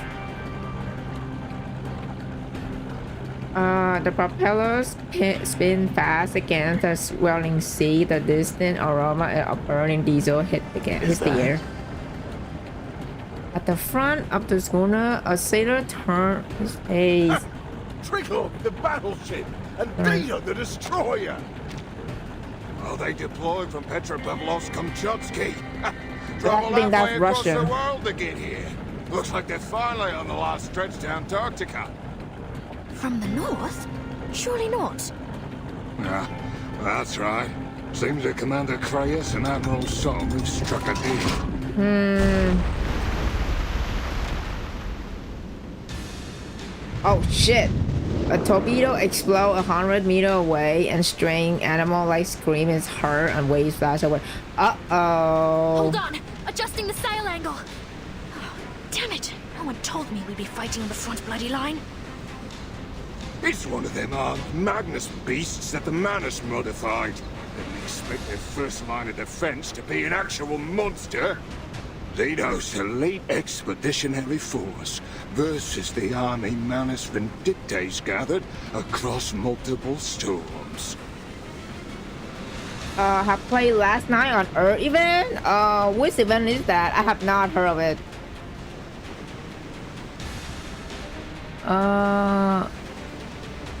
No, but that could be watched on YouTube. Oh yeah, I have not heard of that event.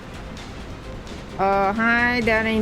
I didn't realize you guys were gonna jump into chapter 10 directly. You will be missing context scene from last evening, but I guess you don't mind reading it later then. Yeah. Is it clear what they meant by regulars record otherwise? Yeah. God is cute. Yeah, she is. This is gonna be a right hell of a fight. What is he so excited about? Come on, help me at the helm. After one last boom, the shrieking Manus submarine quickly died underwater. Soon the icy ocean turned blood red. Our line cut through the crimson water, moving fast towards the fleet. 135P, prepare to engage. Bridge ready. We are fucking fighting right now, Jesus. Warship maneuvers over the icy sea, relays of orders and replies come to torpedoes and clear over the radio. The gun is into position, aiming to hit the water at 6 o'clock. Let's see if their liquid metal reactor can resist Type 65-76 torpedoes and our aerial firepower. Attack! Fire now!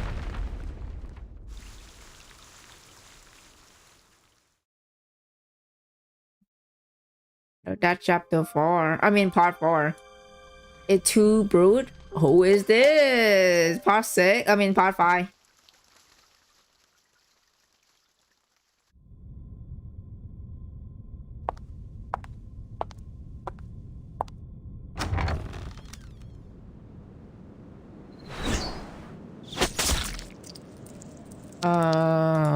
Oh damn. Thin lead arrow hit a gallbladder, stealing biome blood. Oh, gross. Nearly half. Miss Grace! The young apostle grow pale. Her breath faint as a whisper. Nearly half of the Magnus submarines have been sunk. Speak up. Drop your pompous little act, girl. You'll win no favor with me through airs and graces. Who is this? Hello? Nearly half of the Magnus submarines have been sunk. That's more like it. The lead arrowhead flying on the target. At last, those white-clad fools have levied some retaliation. How kind of them to finally join us. Another arrow is fire.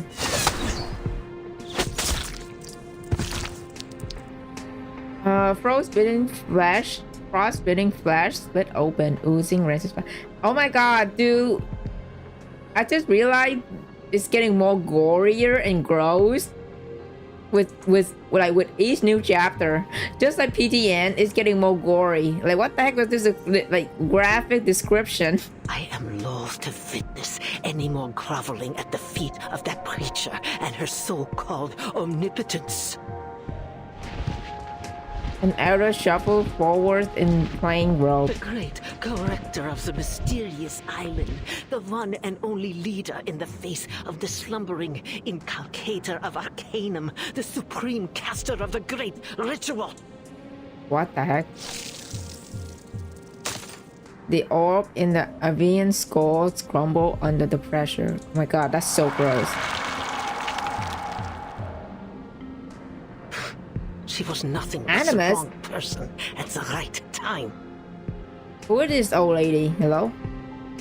She alone hears the voice of the inculcator of Arcanum? Oh, what blatant lies! Yet they submit to her all the same, everyone.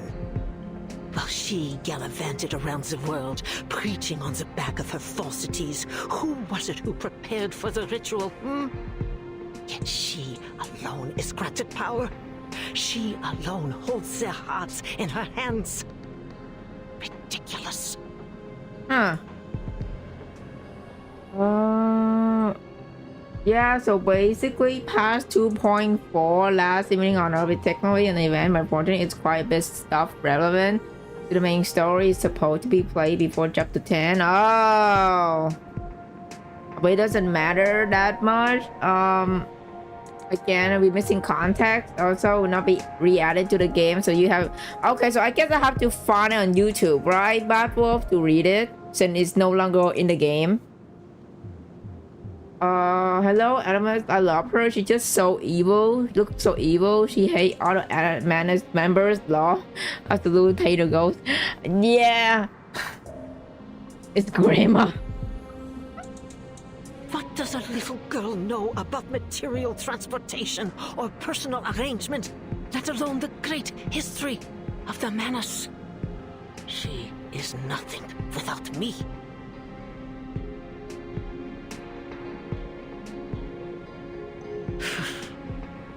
It is not you to whom I refer, girl. But you'd better keep that tail firmly planted between your legs. Your actions aboard the Free Breeze have garnered much attention.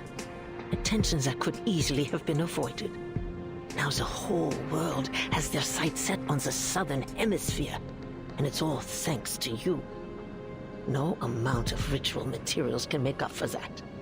This is precisely why I was against giving power to you infantiles in the first place. Arrogant, reckless fools. There's not an ounce of self-control to share among you. The Foundation's army will break through our first line of defense soon. If we don't stop them... Their advance will be halted. Worst photo makes sentence. Antarctica's no place for them, no matter how many machines they send. Their war efforts have been naught but a desperate attempt to prove to themselves that they are not utterly without plan. Pathetic as usual. You're right.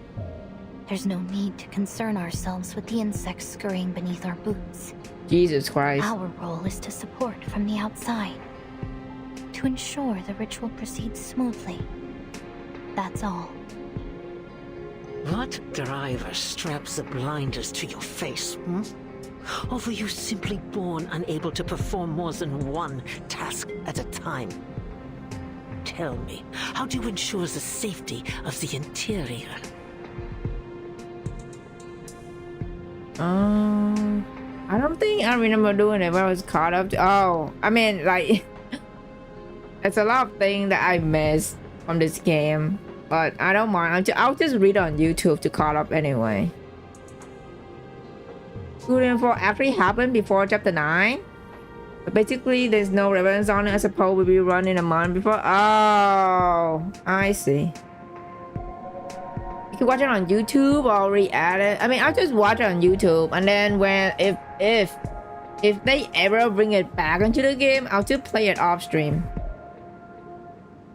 Go to bed, Grandma. Oh man. The young apostle allowed her breathing to grow fainter, struggling to keep the absolute appearance of humility. I'm not sure what you mean. The Admiral's Sentinel unit. What is its status? Sentinel mentioned. Igor's unit? They've set up defenses in multiple locations along the coast. They're on high alert for possible Foundation partisans. Defense sitters. How could they possibly serve our great Mother of Resurrection? It's an insult that they were ever allowed to set foot on the Holy Land at all. But the preacher has treated them with the utmost respect. They did bring the key to the ritual, after all. Utter foolishness. Those heathens are not even willing to undergo the holy trial. Standing among these unblessed, unguided simpletons is the greatest humiliation to befall Manus Vindictae since its inception. Damn, dude, she really hate the other fucking Manus like minion. She really hate. She just keeps spitting on them. My God, this lady. Oh. Uh-oh. Despite this, it is of little matter in the face of the ritual. The great Mother of Resurrection. That is our only goal. The pitiful remains of the bird floats at her feet. Did she just kill a fucking bird? The tense are pitched, yet exhaustion lingers like a frost on a cold morning.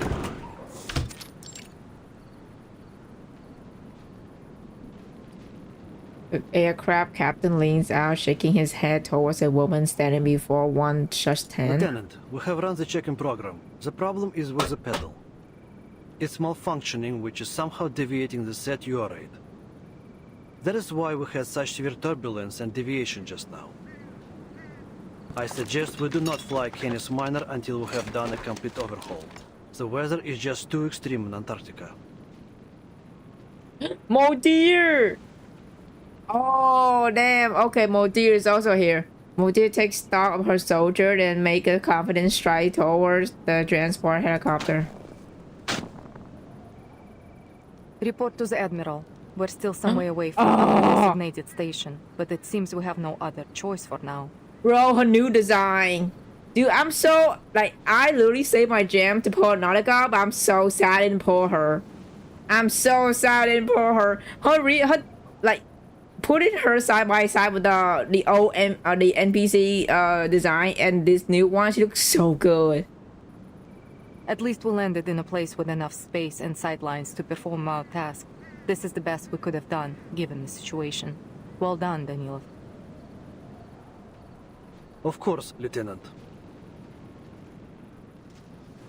Now all there is to do is wait. Wait for what? The answer is about to be set free. Attention. We have an order from Admiral Gore. Let me see. Let me read the card. Let me read it, Jack. Animals hate everyone equally. I mean, yeah, that's fair. Grandma wants to return to the good old days. Back in my day. I probably do. Animals is one of those elderly. Is gonna be like, oh, you see, back in my day. Oh my god. Should you tell her see you in Utica? Yeah, I forgot about that part. Yeah, sadly. Maybe you lose 50-50 to her someday. She look good. So. I mean, like, listen, if her banner ever return next year, right? I'll pull her. We are the perimeter defense of Antarctica. We must be ready for any possible attack from the Foundation. The Admiral is stationed in the Sanctuary. From there, he will administer orders to both us and Ptolemy's infantry squad at the other port. Oh, they are just a collar her mouth dry. Any unit entering the sea within visual range is to be considered a signal to engage. Understood? Yes, ma'am. Soldier respond in disciplined harmony. She scanned the ring, then lowered her head. Thinking she found herself memorized by the strange golden flurry dusting her combat boot.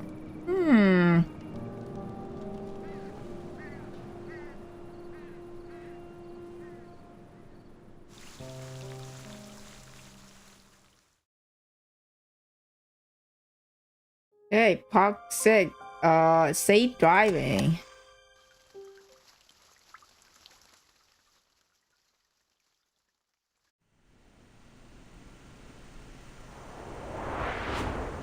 Timekeeper, are you sure this is the right direction?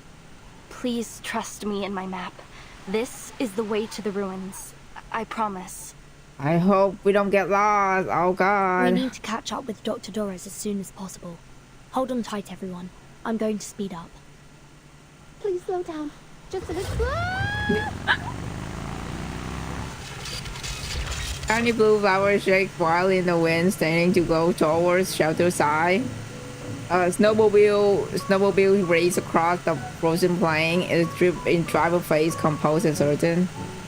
Its passengers are Wow, incredible! You really are an arcanist. We couldn't figure out how this thing worked. The new model with the Chevrolet bumper, only Frile was able to drive it. What kind of snowmobile do you guys have?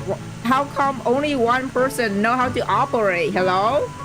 But you knew how to drive it as soon as you touched the handle. Are you trained to use human technology at the Foundation too? If you are, it would be a huge case support to my study on Arcanist lifestyles. My god.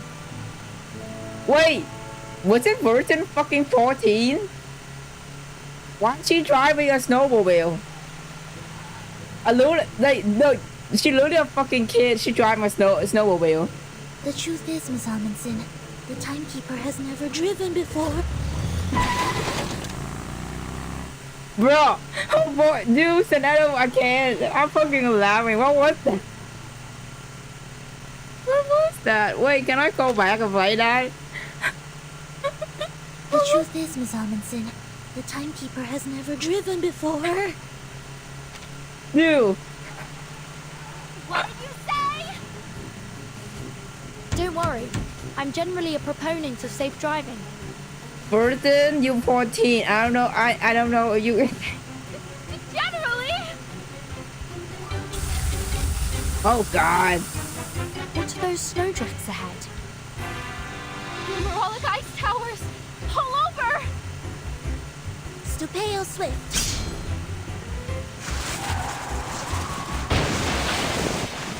And we fucking crashed.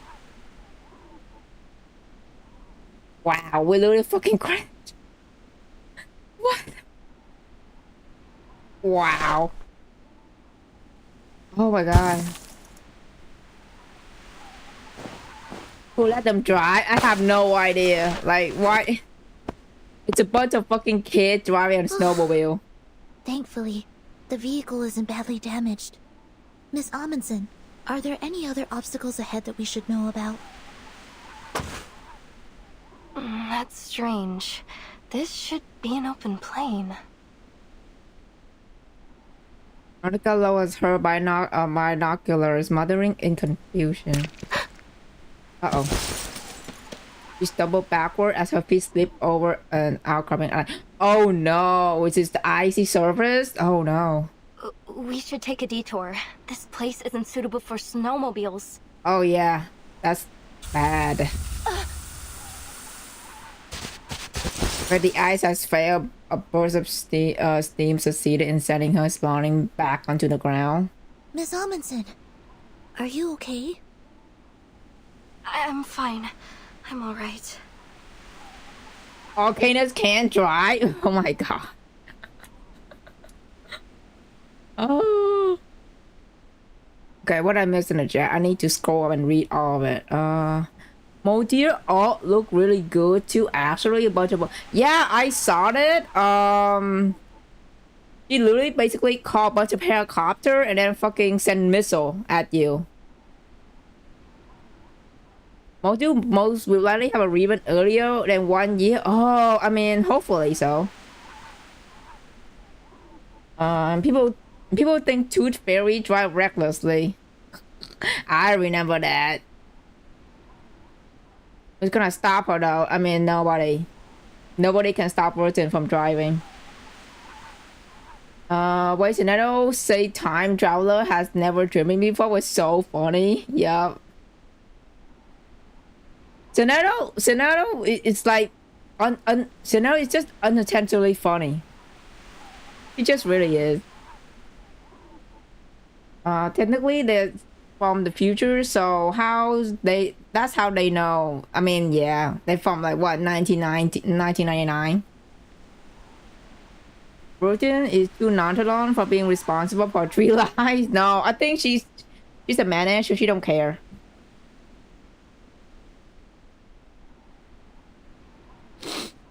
Her talk died on her lip. She sniffed the air. Her face stiffened. Has my nose gone wrong? Or are we carrying rotten food? Pungent odor is not an illusion. It's begun spreading all along. Oh, that's not good. Do you smell that? Smell? It smells like... rotten reindeer meat. It's the sour odor of protein being digested and broken down by microbes. Okay, Zeneto. I know you're a nerd. I get it, girl. I get it. It seems to be coming in waves. First it's pungent, then it gets carried away on the wind. It must be coming from the ice towers. Zeneto crouched, examining the hissing ice formation. What are these towers exactly? When there's magma beneath the surface, hot gas escapes through narrow cracks in the crust. When it meets the cold air, it vaporizes and forms hollow towers. They're often seen around volcanoes. But there's no volcano here. Crouching on the ground, Nautica fingers gathers crusted deposits from the vent rim. Ugh, it's so stinky. The sulfur dioxide in lava does have a strong smell, but it's not as sour and smelly as this. Besides... She begins an analysis at breakneck speed. Bead of sweat rolled down her forehead as she shuddered involuntarily. The last time my team and I were here, these towers weren't. That was less than 100 days ago. They shouldn't have formed so quickly. And I've never seen towers like these before. So short and close together, like a beehive. It's almost like they're the pores of the continent. She unconsciously edges behind Sonetta for protection. Oh, they are warm on the inside. Warm?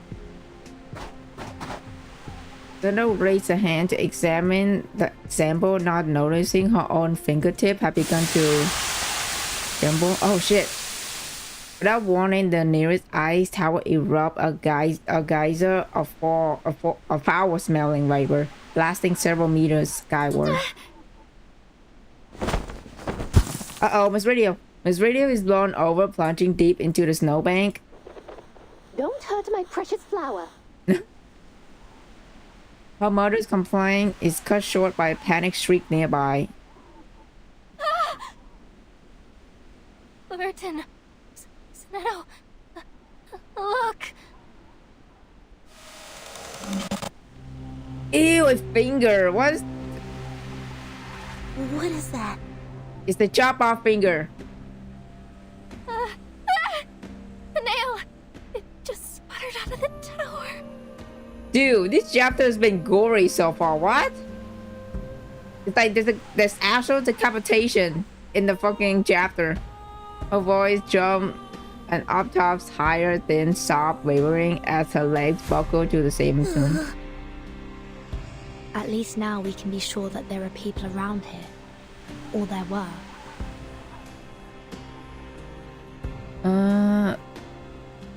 Right.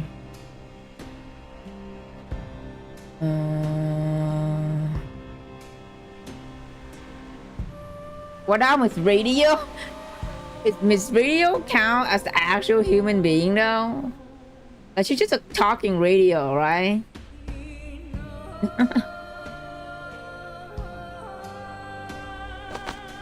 Let's head further in.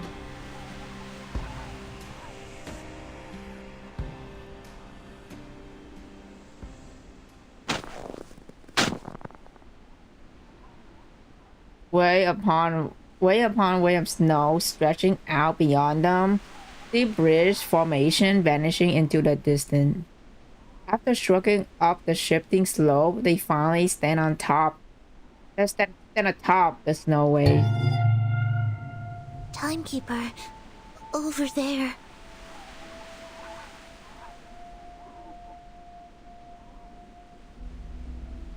What the heck is this? Blue stain bloom across the white expanse, crimson glaring against the snow. That is definitely blood. A massive research station looms ahead. Blood has been smeared over its door in violent streak, a grotesque testament to the tragedy within. Let's take a look. Verton? Yes? I can't go. Uh-oh. A refusal died half spoken in her throat. She's having PTSD. Annika clenches her jaw tight against the shiver of both panic and cold and takes a step forward. Yuri is traumatized.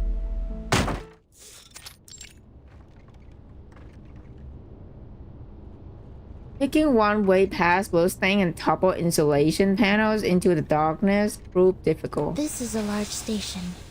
They have a kitchen, separate bedrooms, a biolaboratory, and a daylight simulation room. But, judging by the mess, it's been abandoned. Huh? What's this sticky substance on the ground? It's black algae. There's so much of it here. Watch your step. It could be slippery. Oh. The research continue. There are arcane fluctuation traces on the desks and chairs. Timekeeper, look over there. Following her point, with finger deep in the shadow interior, a faint glimmer pulses. What is that? Excuse me. Is anybody there? Hello? We're here to ask for help. I don't think we should go any further. Oh god. Zinetto! Oh no! A teammate voice ring out from the adjacent room. Yes? Timekeep. Goodness, words fall to the ground like a wet sand. Oh god, what is happening? Oh my god, that's scared. What the heck is this? There's so much blood everywhere. It's impossible to tell whether what is left is a human or a lamb. The 10 stakes pierces its palm, pinning it high onto a storage room wall.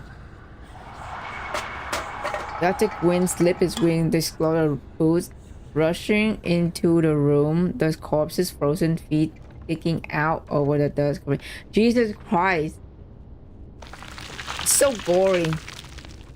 Dry blood has crumbled into flake in the hybrid arid air, gathering like snow when the wind stirs. He's been dead for quite some time.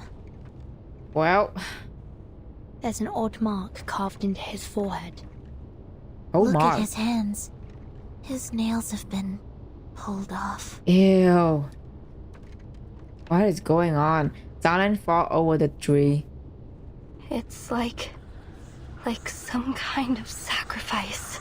It's so fucking cold, did this. Some cultures believe the connective tissues containing keratin are unclean. Oh my god, stop. I'm gonna get gross out. Overwhelmed by the horror of the sight, she dropped to her knee and rested violently. Stop it, Matu. It's just a corpse. It's not the first time you've seen one. It's not the first time. Her hands are trembling as she clutches at her head. Something else is off. There's gauze on the floor. And brown powder around his wound. Looks like somebody gave him first aid. Timekeeper, look! What's that hanging around his neck?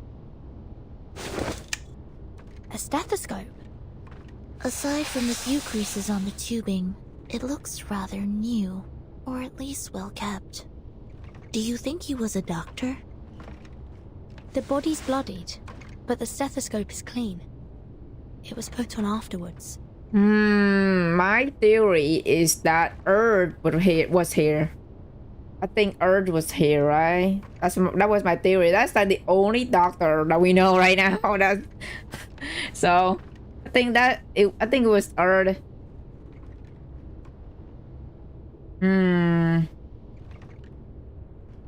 Which means someone came here before us. Yep. The analysis reaches a conclusion as their eyes meet. Dr. Doris. Yep. Yep. Okay, so I was right. It was Earth. Let's take it off and have a look.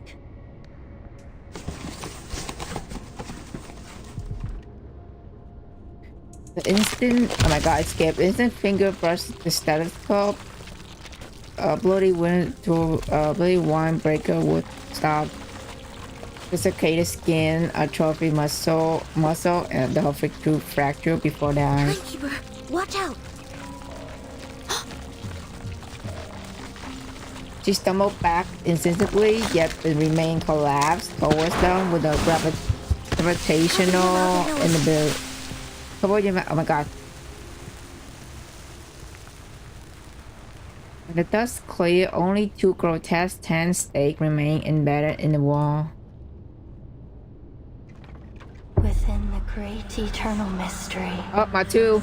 Even death itself shall die instantly.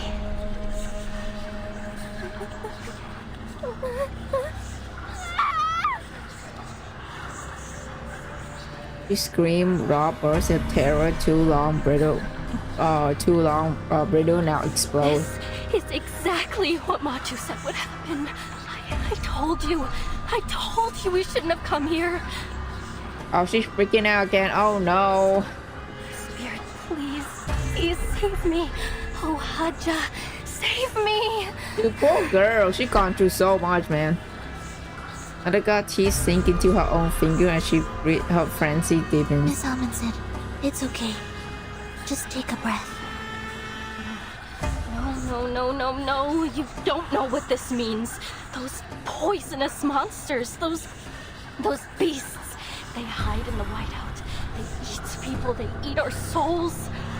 Timekeeper, she's... That's it. It's over. Everyone will be eaten, and you will be left all alone. Utica collapsed and curls up on the floor. Just you and their nails. Alone. Nails? Realizations come as suddenly as a thunderbolt. Nautica, did something similar happen to your teammates? I guess so. Now paralyzed by her growing terror, Nautica seemed deaf to our question. Timekeeper, watch out! Oh my god! Suddenly human-sized monstrosities swarm an unseen corner around them. Sonato, prepare to engage. Copy that. Beast snarl, breathing in and out with a hungry, aggressive pan. Survival guilt too? Yeah. But you're the only one survive.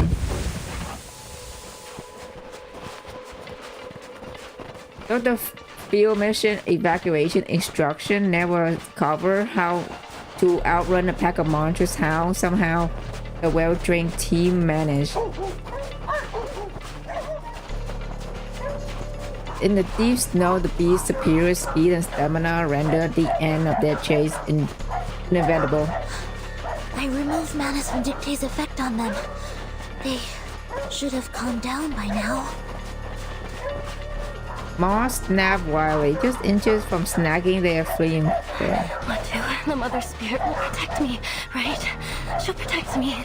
Yes, she will, won't she? Timekeeper, there's the snowmobile. The snowmobile stand loyally in the clearing. Really, snowmobile has come to save me. Get on, Miss Amundsen. Give me your hand. Okay, to the snowmobile we go. Grab tight. I'm starting the engine. A fucking corpse is gonna fucking ride that shit again. Like a fucking drive. The engine screamed to life, throwing a spray of ice sharp into the air. Breath turn. I know. Okay. It's gone so fast. I'm reading so slow. I'm trying, y'all.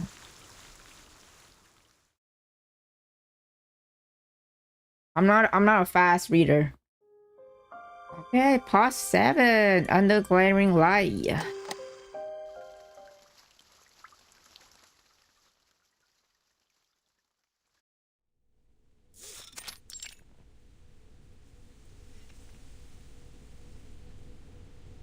Under equally forgotten research station.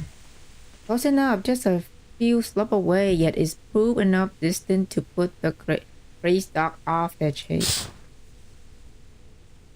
The windows are drafty, the power dim and dying, but at least the air carry no stench of blood or decay.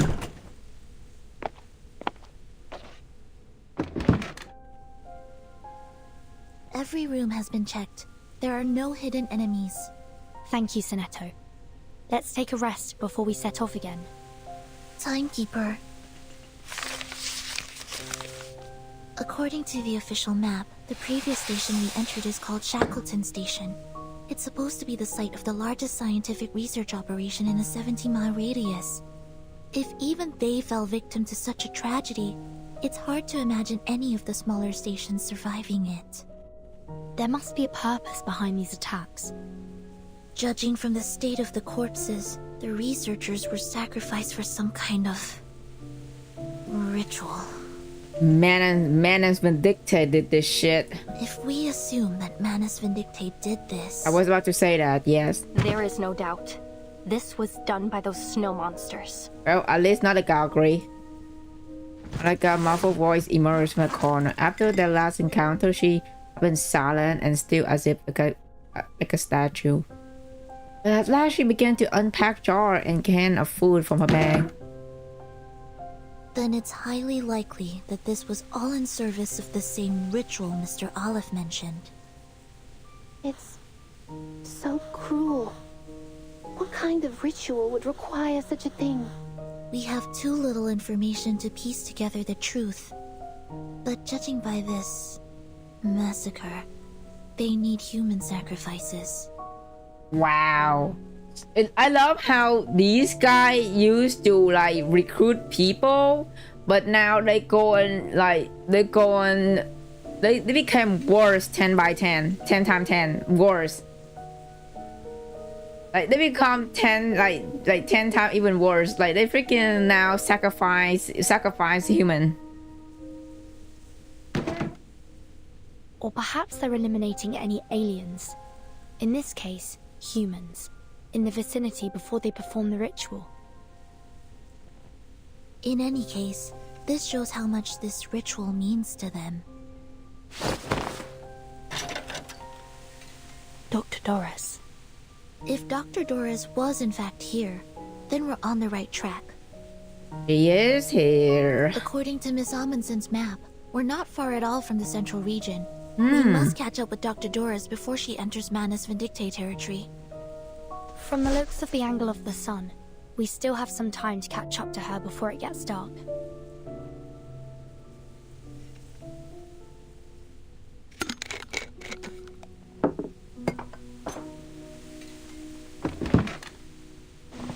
Naraka ranks the food by type and size, muttering under her breath. Mother Spirit, thank you for feeding us and for everything you provide.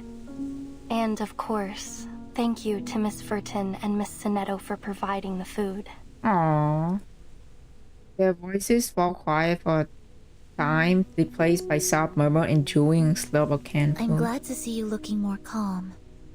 Sorry, I wasn't always like this. I don't blame her, you know. So she stammered out an apology that gathered into an explanation. I was...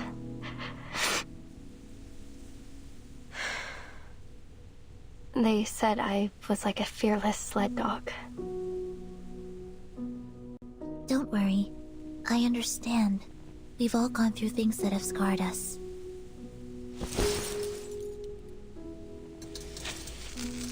The incandescent light flickers as if nodding in agreement. Is it to do with what we saw in Shackleton Station?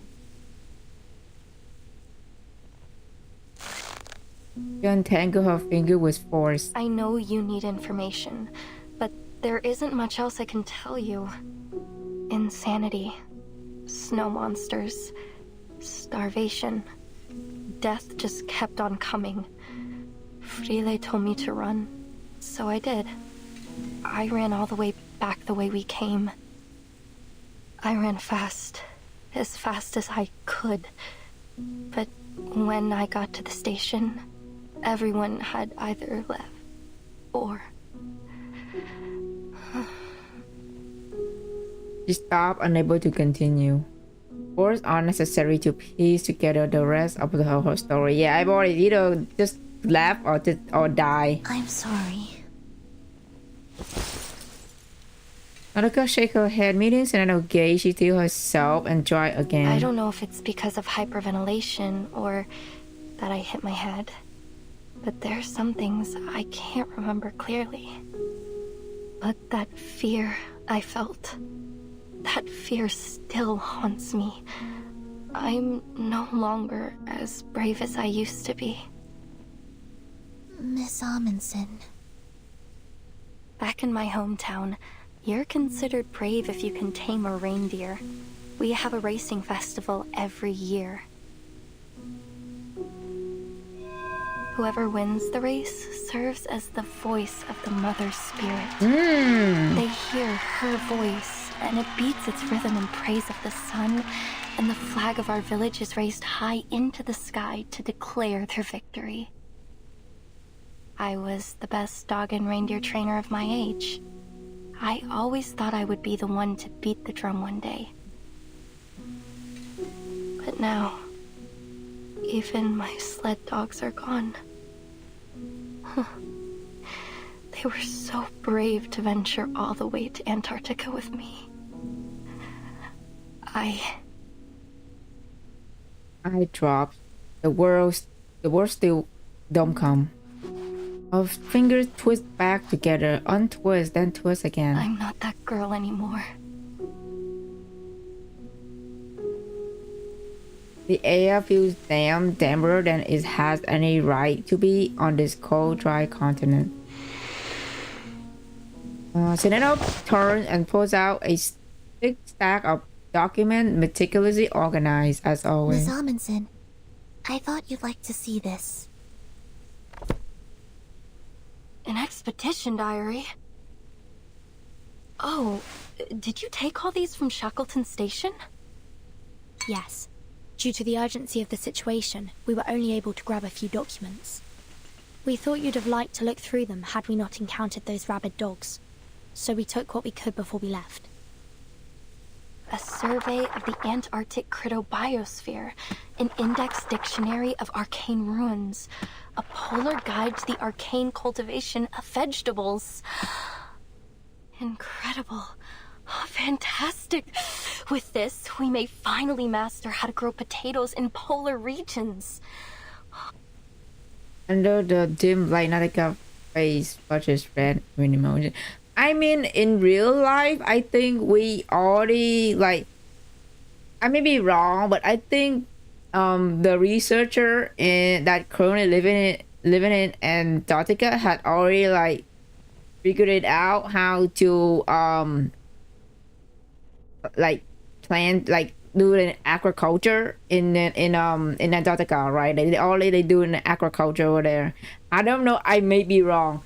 You can just fucking fact check me right now, you do. I may be wrong though. I'm just like thinking this out loud, maybe.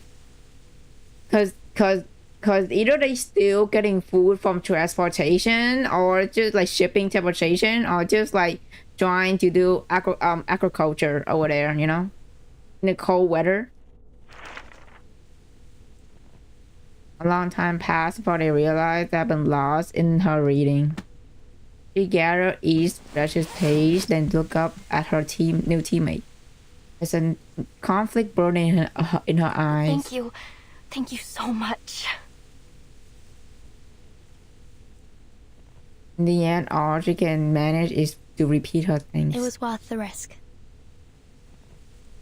The scent of canned food lingers at each savors both the fullness of their bellies and rare moment of peace. What are you looking at, Sonetto? Sonetto closed the door, looking very grave. The sun doesn't seem to have moved at all since we last calculated the angle, Timekeeper. God damn, you've been looking at the sun? Oh, is it the midnight sun? If only I had the eyes to see it. Technically, it's autumn in Antarctica at the moment. Polar day only occurs in the summer months. Indeed. We've seen it rise and fall several times since we left from Tierra del Fuego. And even if it were the season for polar day, the solar angle would still vary. Back up reading once again, pick up speed as the analysis progresses. No, it can't be. All these abnormal phenomena. The sun standing still in the sky. That aurora in the broad daylight. Uh-oh, what's happening now?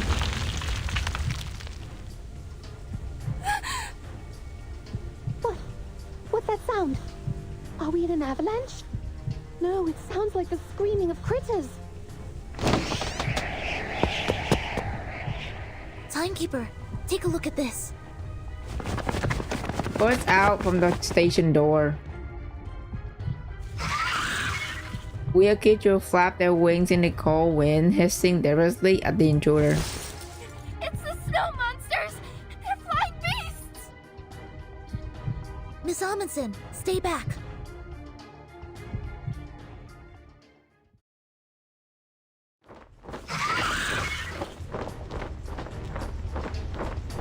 With a piercing shriek, the Alito plummeted from the sky.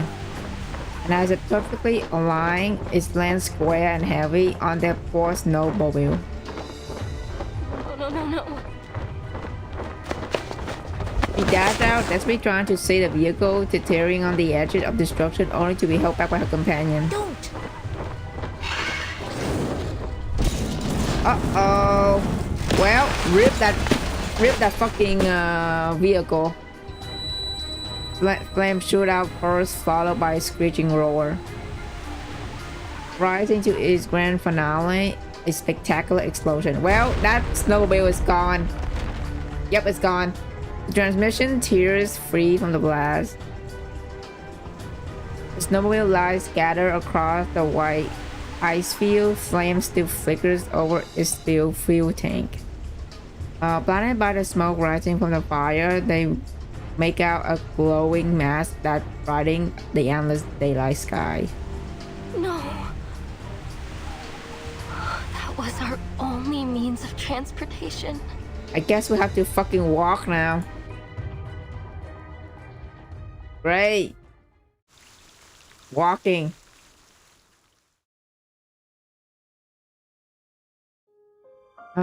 The worst journey in the world. Wow, what a title. Part 8.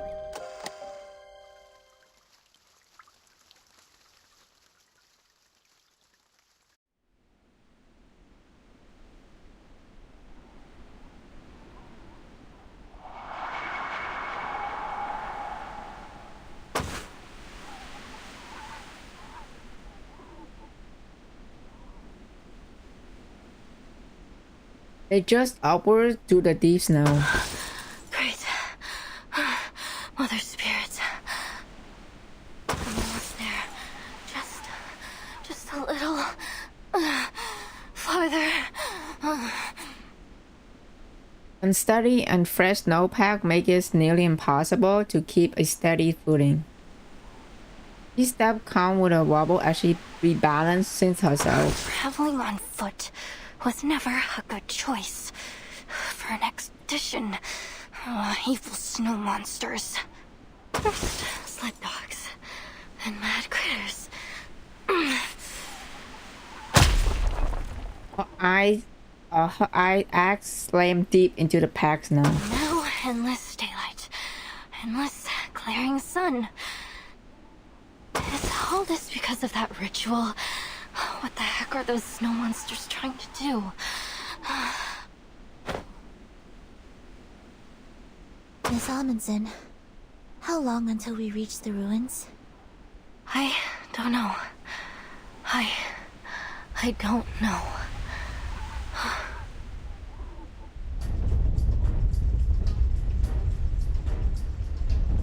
Careful! Something's coming! Uh-oh. A low thunderous rumble vibrates the ground beneath their road. An earthquake? With earthquake, that means avalanche. Earthquake. Lower your body. Whatever you do, don't lose your footing. If the fucking earthquake happened here, which means there's going to be fucking avalanche. The black substance surging beneath the ice shattered the frozen layer, erupting out over a distant ridge. The creeping darkness spread downhill, fracturing the earth as it advanced towards the cluster of research station. Oh no, doggo! The doggo! The polar winds carry faint, helpless howl from the same sled dog that had chased them yesterday. Oh, the doggo! The sled dogs. Oh, they're smart. They avoided the cracks very intelligently. See them hurt the dog. Nalika murmurs under her breath, unable to hide her concern. Nautica, you're a capable reindeer and dog trainer, right? Huh? Oh, no. I really don't think that's a good idea. They tried to kill us yesterday. Her protest died on her lips until finally she swallowed up her remaining obsession. Well, maybe I can give it a try. They might still have some sense. On hand and knees, she scrambled up the slope. But it's been a while since I last gave any orders. What if they don't listen to me? I mean, we could just give it a try anyway, you know? Come on, Nautica. Time to hit the drum. Exactly. Her eyes wide open, and she's not. You're right.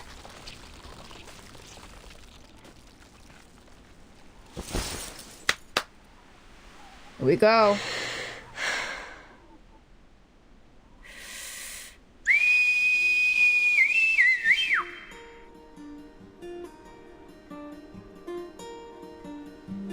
A long, clear whistle pierced the air from Nautica's sharp and cold lips as she waved her arms wildly. In the distance, the frenzied sled dog took a notice and gradually quiet. Oh, are we in the past now? This is younger Nautica. She swept her arms backward in a grand gesture. Is this the past? Cause that looked like a young Nautica. Chaotic snow scraping sound carried from afar. The long, unloaded dog team now starting to come in. Do this, Nautica. Try again.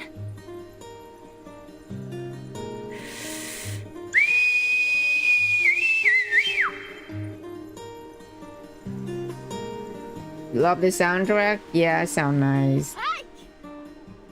Oh, so that was the flashback of her when she joined to like training the dog. Oh, that was cute. The paws hang thick in the air. The sound of barking dog gets nearer as approaching paws dirting the snow into a rushing tide of power. Easy.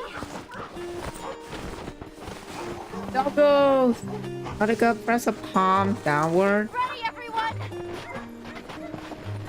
Her legs are shaking, but her eyes glitter with exhilaration. Timekeeper, are we really going to do this? Well, we have no choice. The dog team is nearly upon them, still hawk wide as they ease forward, yet in a single swinging motion. Nautica pulls herself up and over the top of the list. Here we go! We're riding the doggo! Miss Video Russell nearly tumbling from her carriage. Are we riding the doggo, y'all? Oh, holy mother of... What are we doing? I have no idea. We're riding the dogs. Straight ahead. Riding the puppies. Aww. Yeah, right. We're just riding the puppies right now. Dog jaws down slope without hesitation, ignoring any potential pitfall that may be hidden in the mist. Oh, right.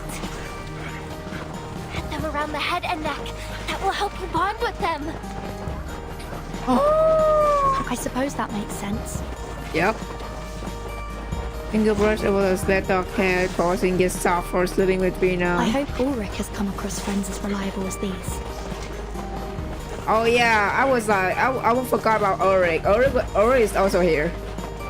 Nautica rests low, burying her face in the soft fur behind the dog neck. I did it. I did it. That's so cute. These are the biggest sled dogs I've ever seen.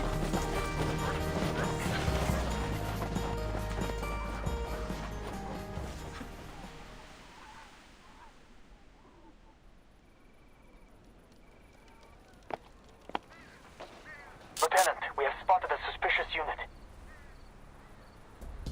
Oh, we're back here. Mojio grabbed the intercom and pulls it close, listening for messages cutting through the whiteout. An owner has come ashore due east. It appears to be alone.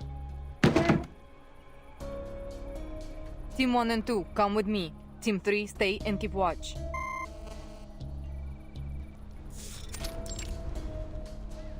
Former Xeno Sentinel unit station. Oh boy, here we go. With mutual trust, the disciplined soldier moved in perfect and silent synchronization, slipping behind a natural barrier near the ice shelf. With an anchor splash, the schooner dripped up against the icy shore. Target presents as an arm, but we can't rule anything out yet. Team 1, follow me. Team 2, stand by at bunker A2. Keep your eyes on the coast. We don't want to be caught unaware if they send reinforcements.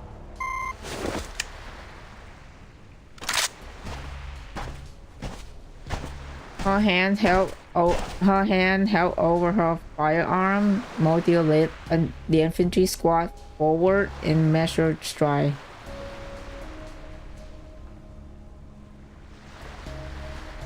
Blinded by the whiteout, the schooner passengers marched themselves obliviously into the waiting ambush. Oh, seasickness, whiteout, and judging by the trembling compass pointer, something's messing with the magnetic field here. Boss, you're probably the least suitable person in the world to be doing this mission. Shoot, I can already hear my silicon dioxide crackling. Find a windproof bunker. I need to reapply the hydrophobic and cold-resistant coatings. Now!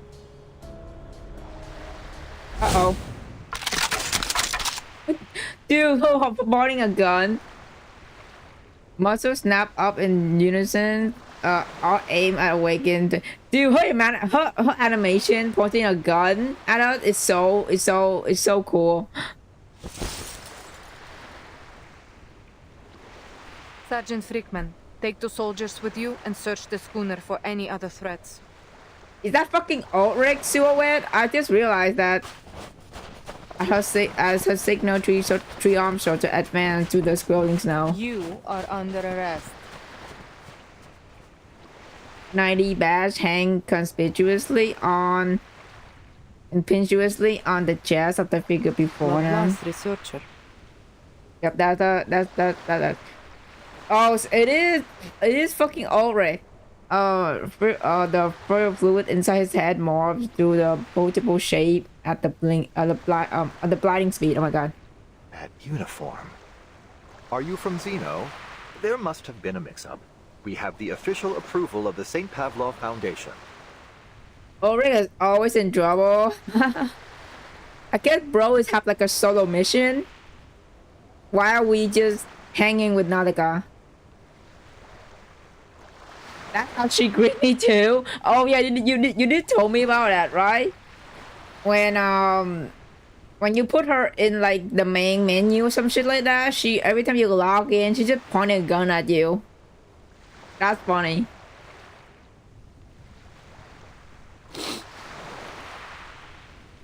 After prologue silent, the guard interrupts his testimony. Boss, I've seen their faces hanging in the Hall of Merit. So unless they're ghosts, we've just stumbled upon the rebels. Yep. Mojo closed her eyes briefly as if avoiding a particular word. What is your purpose here? Ulrich raised his right hand to the white mist, his left remaining in his pocket. It's none of your business. All you need to know is that we're not a threat to you. We came here alone. No backup. A voice come aboard the comm. Lieutenant, the schooner is clear. Only an unarmed sailor on board.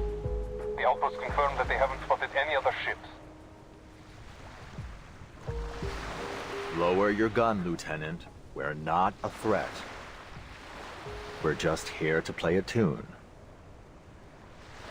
A poor excuse, researcher. Please head back to where you came from. Now is not the best time to play sing-song in Antarctica. I'm not leaving. Oh, shit. The awakened raised his left hand. A grenade gripped it. A pin already loose. The pressure of his fingers on level that strain between the strain. Oh shit, is that a flashbang? Oh, it's a fucking grenade. It's a fucking grenade. Mojo box her squad back and went along. Her firearm held high and steady. Calm down, sir. You're a researcher. Perhaps you should stick to the pursuit of knowledge and leave the explosives handling to me. Bro, literally have a grenade. Bro, literally have a grenade and fucking ready. Also, this fucking art of Modio though, so cool. He locked onto the tiny silver lettering stem on the grenade. RGD5 72 85 128 Theta K 006. I know the owner of this grenade. After the first storm, all Xeno equipment was codified under a particular numbering system and distributed among the platoons. But the number on this grenade belongs to someone special. Someone in an independent team. Oh? Someone who has a unique code on all her equipment, including her famous SU Noledin Veyev flying device. Wait. Eslav. So, you've been in contact with Team Timekeeper. Okay, so that fucking grenade is from Lilia. And what if I'm correct? The spilling pace of his barrel fluid is clear. He's taking the question badly. So the weapon that was supposed to protect me is the very thing that gave me away. How ironic. With the way Modia signaled her squad to hold position while she holstered her gun, then grabs the grenade with one hand. Are you out of your minds? This is a real grenade, you know. Powerful as 200 grams of TNT. I don't think she's care, Ulrich. I think she know how to take care of it. The wheeler to avoid it.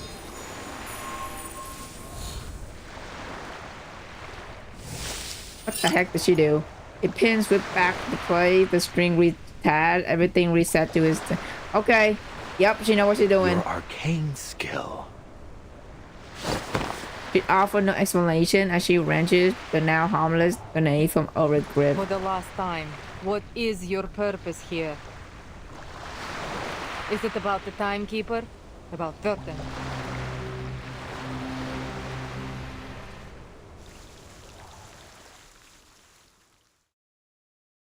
Damn. For real, so Modir, he's just here to play Ridiculous record. Libera, come get your sister? No, like, what the heck is Libera, right? She probably, like, somewhere trying to, like, what the heck is my sister doing? Okay.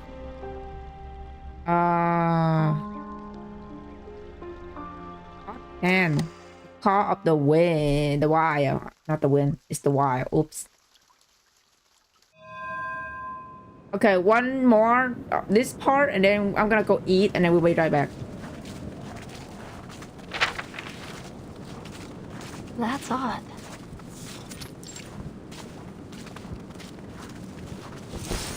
Nautica looks down at her map, then up at the surrounding snow slope and peak. She repeats this several times, searching for familiar landmarks. Are we lost? Are we going in circle? My team reached the outer perimeter of the ruins twice. The entrance should be right around here. She rubbed her gloved hands together, the fabric rustling softly. Sorry, Verten. The terrain here is nothing like I remember. Just so you know, I've lost all radio reception from the Foundation. Oh, shit. No signal, no landmarks, no working compass, and the terrain doesn't match what's on the map. What should we do now, Timekeeper?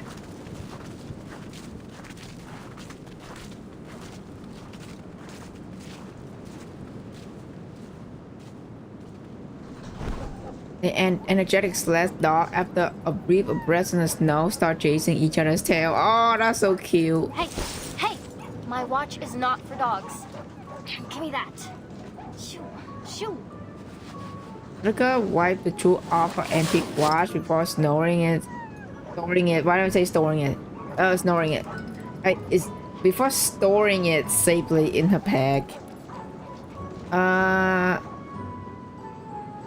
The dog played in an Ouroboros-like circle, happy whimpers filling the air. I have an idea. In fact, the answer's right in front of us. What is it? Shh. Watch. Dr. Doris's stethoscope. Huh, you're right. It's been staring us right in the face. The sled dogs are canines after all. They should have a sensitive sense of smell. Yes, if we give them a moment to smell the stethoscope, they may be able to track down the scent left on it. Let's hope it works. Hopefully it's worked though.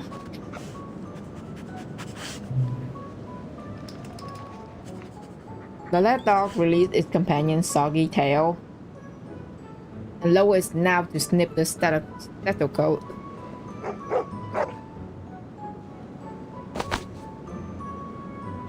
They smelled something. Hop on their backs.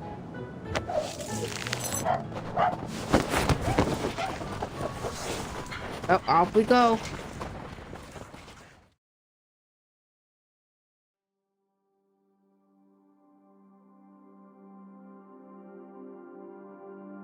The daylight that shines on this hinterland stretches into eternity.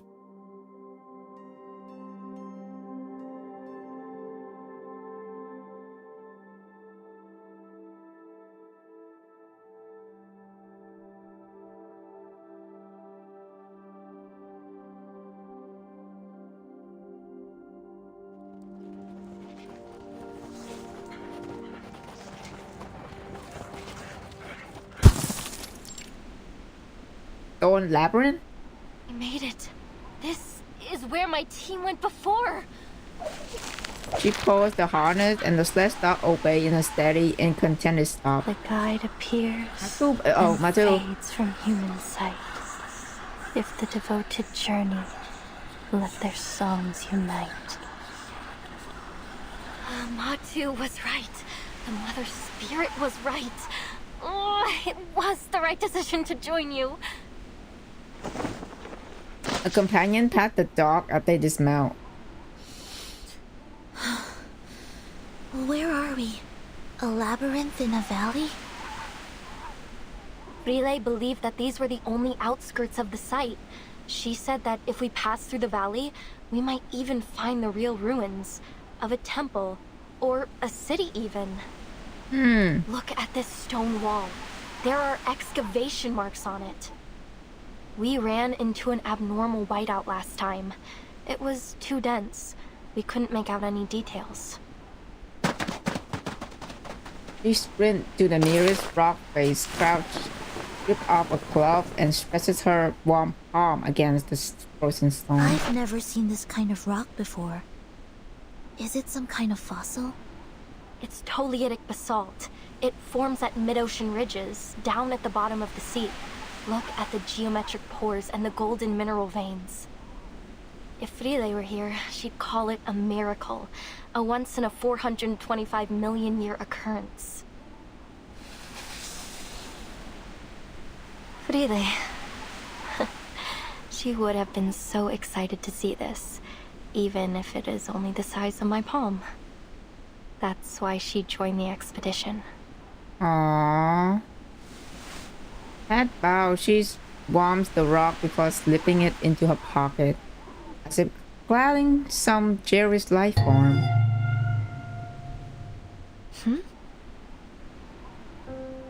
After a faint tremor, the arcane fluctuation dissolved into a flying snow pellet. Instant carry her 2 steps forward before freezing. Her sight has locked onto anomalous snow mountain that's based on opposite rockets. Not an illusion. Crouching, she pushed away the accumulated powder. We literally just lost fucking internet just now. Oh my god, I was so scared. The internet, like, fucking connection. So hello. Portable winter. That belonged to Earth. I read about this typewriter in the file. Miss Whiterum and Nala also mentioned it. Why Earth dropped that though? In this era, it typed tourist medical record for the drowning girl. Recorded Sao Paulo, Rutgers Night, and Poor Weakness Ushuaia Poetry Society. That's right. This is Dr. Doris's typewriter. Yeah, why she drop it though? Another one of her belongings. Is it too coincidental to be mere chance?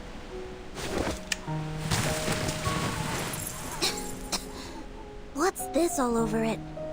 Scale powder? Dude, the art is so beautiful. What the heck? Blood. The illustration is so beautiful. Let's try. Penguin seal or the fallen at the research station. The blue stain could belong to anyone, including Dr. Doris. Whether these were left intentionally or not, this proves that we're heading in the right direction. So much blood. She may be injured. We need to find her as soon as possible. Everyone crowd around, including Miss Radio, who have been lying on one of the dogs. Oh, that's cute. Berry mountains flank them on both sides, a stone labyrinth, and a basalt standing sentinel at the path is end shot in mid. Also, sentinel mentioned again.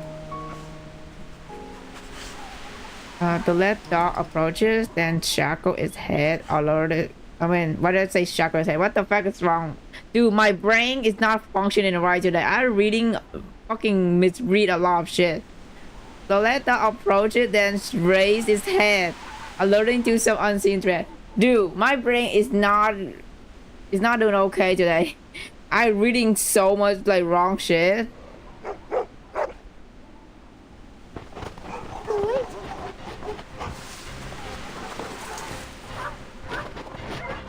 are you taking me?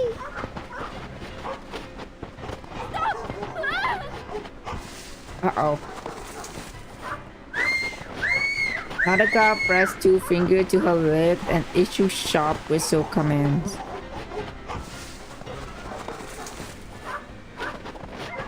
The paw turned the soft snow, drowning out the whistle commandments for my royal friend. The excited let's start charging to the labyrinth, carrying the helpless Miss Radio with them, and soon disappearing from it. Oh no. They're gone. What do we do now? And they go with Miss Radio, so what now? There's no communication without her. Think positively. Perhaps they'll just get there before us. Let's go after them. The movement triggers something hidden, causing the snowfield around them to shake. Uh-oh, it's a fucking avalanche? Wait, there are critters hiding out nearby. Oh, never mind, it's not. It's just monster. There they are. Timekeeper, watch out.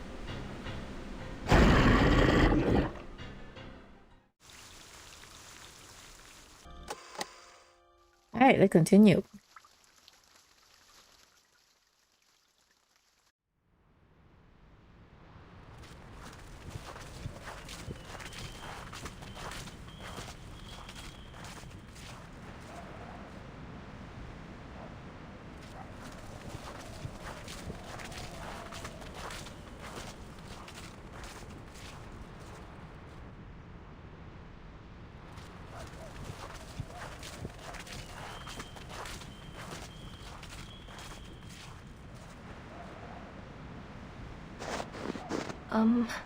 Guys? Exhausted, Nautica finally break the silence of their long drag.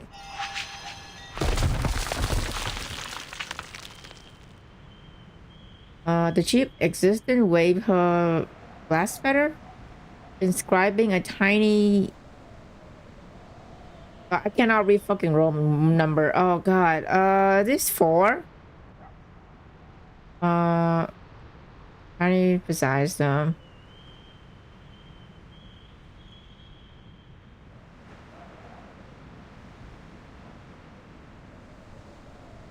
So it's left out of 5 preceding numeral. Okay, it's 5. Okay, 5 preceding. Yes, Nautica. We noticed it too. This is the 6th time we've passed this stone wall. Oh, 6 times. Yeah, I'm stuck at reading numeral, fucking Roman like number, bro. I cannot.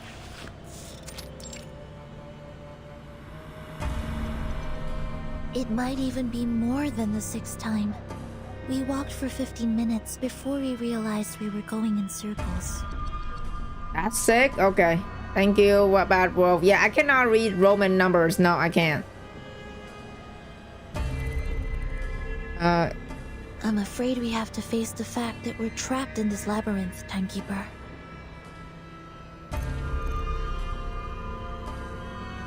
I'm afraid we have. Okay. I don't remember. Legends. They're so hard to fucking really like memorize it. That's why I was like, is this number, 4 or 5? Yeah, I can't. The Black Forest, the Demon of the Crossroads, the Twilight Loop.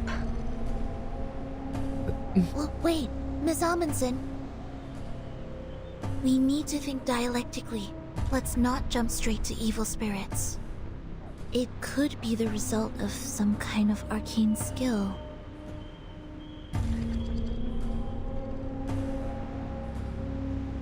I had the same thought, but I don't sense any arcane fluctuations around here.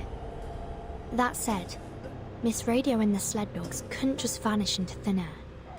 There must be a hidden exit, or something else at play here. Monica stomped back and forth, soft snow rustling under her feet. Let me give it a try. I may not be an Arcanist, but we human explorers have our ways. She begins rummaging through a mountain of gear, searching for a vital tool. Mechanical gear turned dutifully, just as they had half a century ago on the same frozen ground. My grandfather taught me how to tell the directions using a watch in the position of the sun. I have his watch right here. I took it with me. Let me see. What was it again? Point the hour hand towards the sun and bisect the angle between the hour hand and 12 o'clock to find the south. Wait, we're in the southern hemisphere, so it actually points north. Thankfully, we aren't in the polar night yet. We still have the sun in the sky.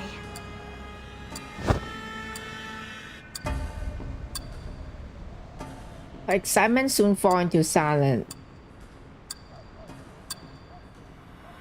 Monica shakes her head and curls up, giving the appearance of a startled armadillo.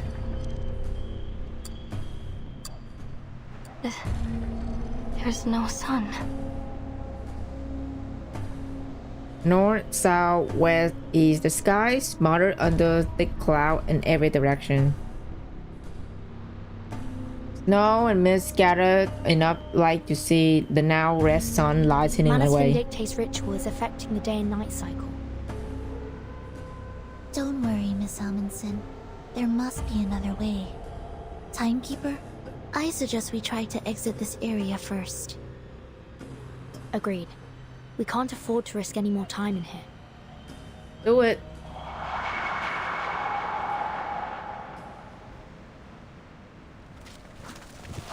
Fall will be okay. You can think of as if before subtracting is add. Okay.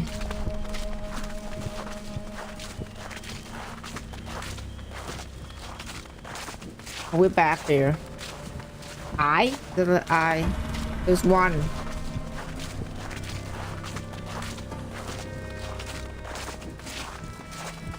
Okay.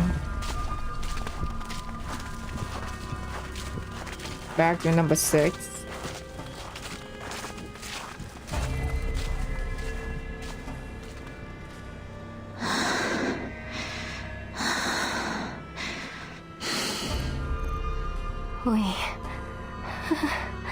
We're back at the beginning again. I've been keeping an eye on the sled dog's footprints. We've been following them all this time, yet we still seem to be going in circles. How did they disappear, along with Miss Radio? Is this a trap? A trap that only lets dogs leave? I don't want to be stuck here forever. The ruins are just behind the pass. They're so close. Is it really impossible to get there? But Matu told me that it's different this time. This is the closest I've ever been. Her voice shakes as she looks into the distance, brimming expectation. Across this land, the Mother's light is sown, and through all things, her spirit clearly shone. This is what I came for.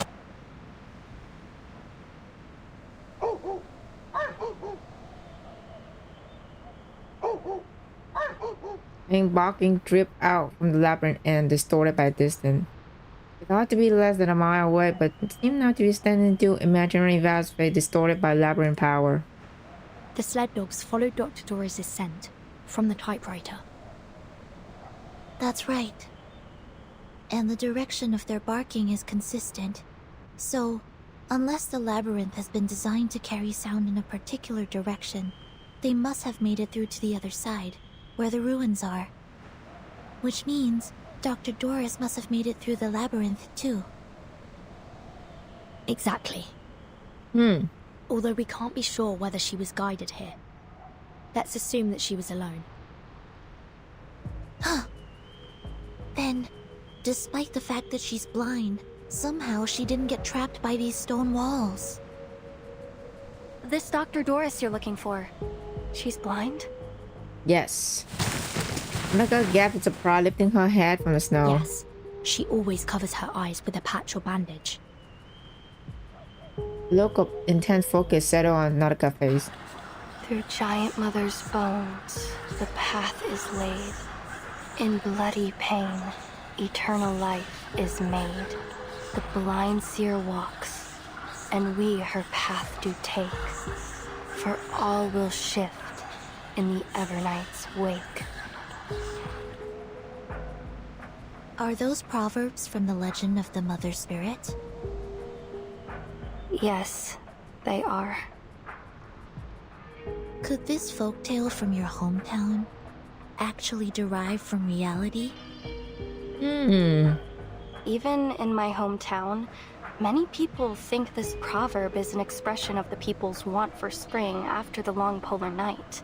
But I've always thought that there is something else behind it. You see, the blind Dr. Doris wasn't trapped, and the dogs who followed their noses also made it through the labyrinth. We looked around this labyrinth. We looked for landmarks and for clues.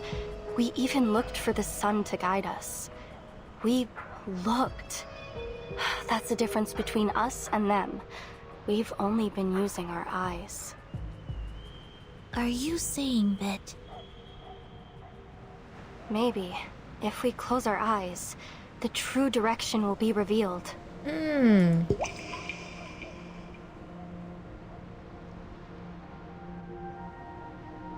Close your eyes, Vertin. 37. Only when your eyes are closed will your mind open up.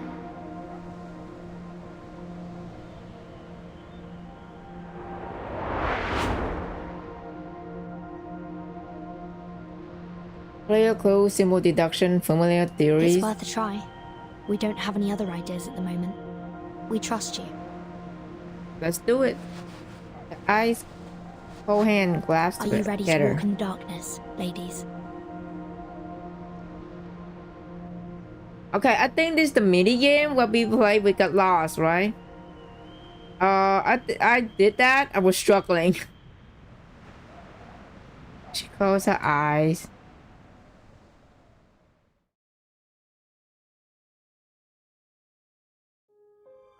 Okay, part 12.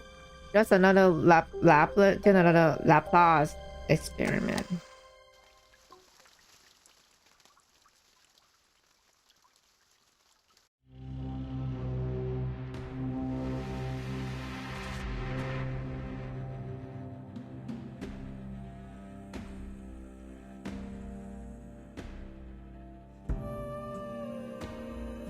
The savior.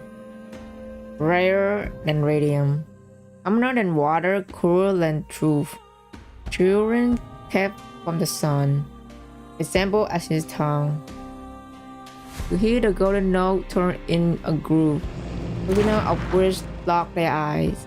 In the jail study of his keyless smile. Good Thomas.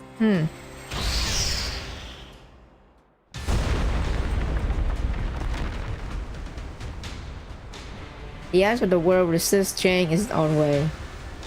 Frozen soil, stagnant time, and rolling winds. Yet the battleship armor proud surges forward, last wave shattering every obstacle. Magma screams sing beneath the sea, staining the thick ice crimson. Raiders out. No solar contact. Targets eliminated. We got them. Good work, everyone. But let's not start celebrating yet. The ice is getting thicker. We are entering an ice zone. Notify all bridge personnel to reduce speed. Engineer, what's the damage report? The Magnus hit our port side propeller. We're down to about 20% thrust on the steering, sir.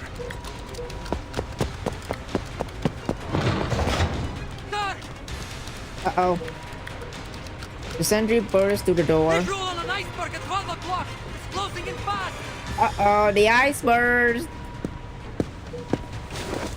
Captain leans into the high-power telescope. A speeding iceberg? Really? What did I tell you about staring at the snow too long?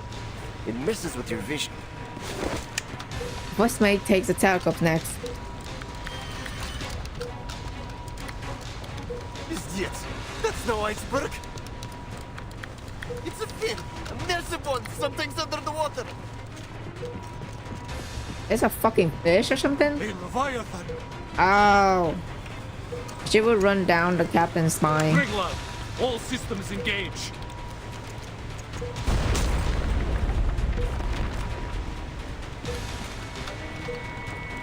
Weapon targeting system were alive, but the bottom of the battleship take the first brutal hit. All units, report your status.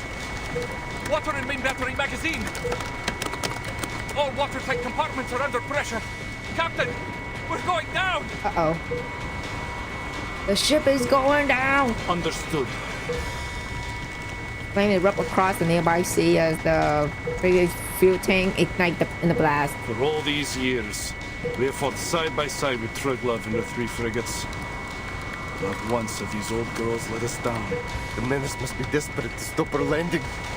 Sending a Leviathan after us of all things. Captain stare out at the colossal creature as soon looms over closer and closer, its piercing shriek tears through the air as below to another charge. Let them try. The Foundation will not be stopped at the Ross Sea. Captain presses the communicator on his chest. Triglav to operations. Initiating detonation of the onboard array.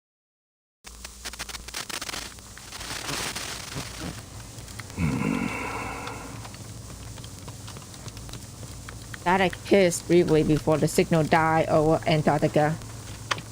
Yet within a moment, precise and clear orders are reassured. Operations to Dida. Steer clear of the ice zone. Fall back to defense line A2.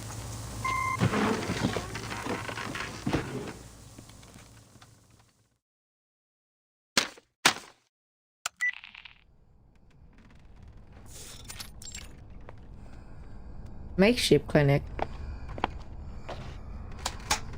You made your way here, through the Ross Sea. The front lines must have given you a grim taste of the war. The Manus won't let the Foundation set foot on Antarctica, not without the fight. The ritual is too important. They will stop at nothing to see it happen. So here's my offer. Reciprocity. As a gesture of good faith, allow me to share some intel on their movements with you first. There's a ruin of an ancient city deep in the heart of Antarctica. That is where the ritual will be held. A ruin? Oh shit, is she give us information? Damn. Against that mountain, yes. But it isn't just any ruin. It's Manus Vindictae's stronghold. Rituals, preparations, high-level meetings. That is what, in order to secure the continent, they have fortified the coastlines, covering every possible landing point. The Order of Enlightenment is stationed at King Edward VII Peninsula. The Apostles' Brotherhood controls Mary Birdland. And the former Xeno Sentinel unit has deployed its forces along King George V coast. What's the last one she say? Ritual preparation is where they all happen? Okay. The terrain is already a natural fortress, but that wasn't enough for them. They have deployed a number of arcane modified beasts. several Magnus, and a Leviathan, if my intel is correct. Oh, no way! A Leviathan? I heard you could sink Australia with one of those things. Not Australia. Mo dear pressed the communicator to her ear as the battle report crackled through.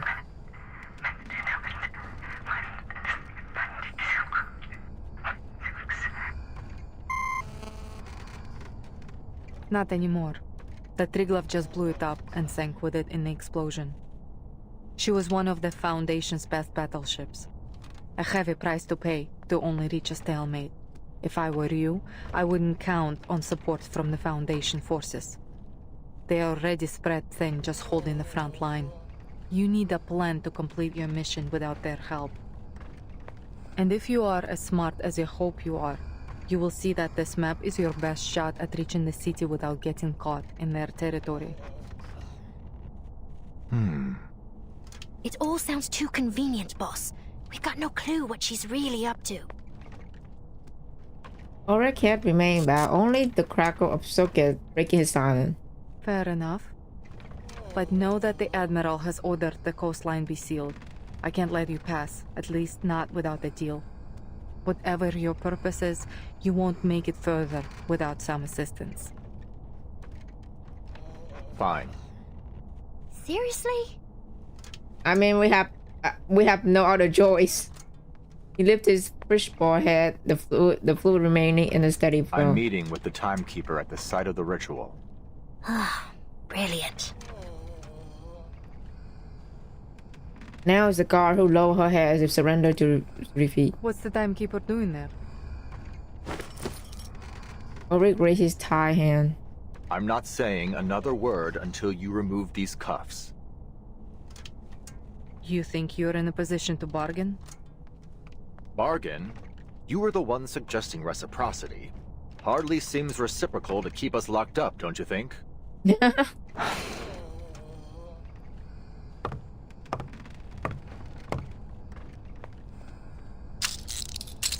He clicked into the handcuff lock. The bolt turned. Then the now free captive pressed his wrist. We really are here because of a song. The record is the key to everything.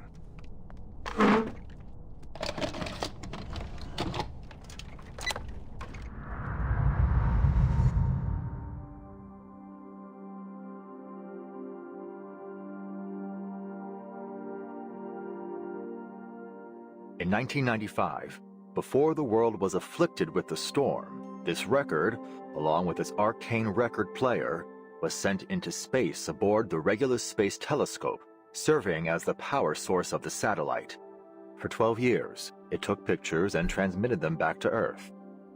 Then, in 2007, the satellite crashed near Aldeburgh, destroying everything but this record in the process. 2007.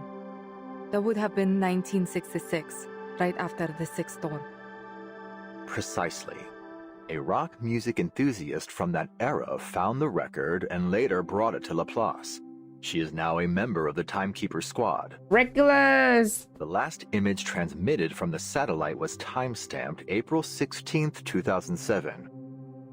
Even after the storm sent everything back, the satellite's timeline kept moving forward. Are you saying that the satellite crossed the storm? How? Wait, so it survived the storm?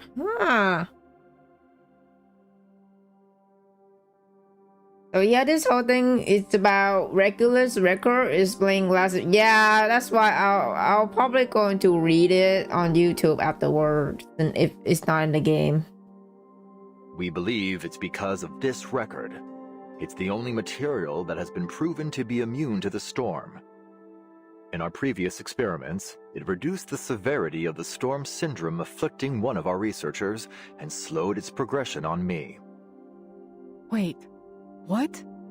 But those results were from small-scale isolated tests. We've never tried it in a real storm. Since replicas of the record haven't demonstrated the same immunity as the original, we've developed an upgraded amplifier system for it. Now, when played on our upgraded player, this record can create an immunity zone with a 2.5-mile radius. But the immunity isn't permanent. We found that the element Regulus in the record is consumed every minute it plays. At best, we're looking at 12 minutes of protection with this original copy. If Manus Vindictae succeeds in triggering another storm with their ritual, this record may be our last line of defense. That's why I brought it here. And that's why I need to get it to the Timekeeper. Should the worst happen, at least we can minimize the damage. And I'll be able to see how it works during an actual storm. An invaluable boon to our research. So it's like also a test. Sounds like Laplace has made remarkable progress since the Equilibrium umbrella. Yep. I have to say, I'm impressed. So, there it is. All my cards on the table. What have you got for us?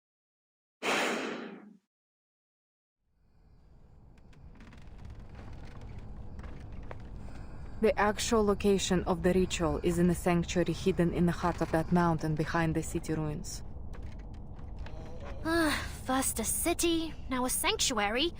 Boss, she's got to be messing with us. I am telling the truth. There is a tunnel in the city that leads into the mountain. Only the chosen are allowed through. And you can bet that the tunnel will be heavily guarded. Modio turned aside, processing the information absorbed from Eric. 2.5 miles of immunity, you said? That's right. I'll need to know the size of the city and the length of the tunnel to figure out the best placement for the record. I have an idea. Oh? The mountain's interior is hollow. The sanctuary sits right in the heart of it.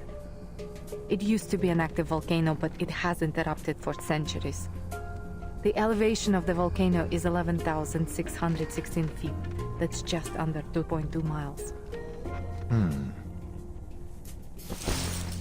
Ulrich exchanged a glance with the guard beside him. Boss, it's not exactly easy to tell what you're thinking, you know. Surely you're not taking her seriously, are you?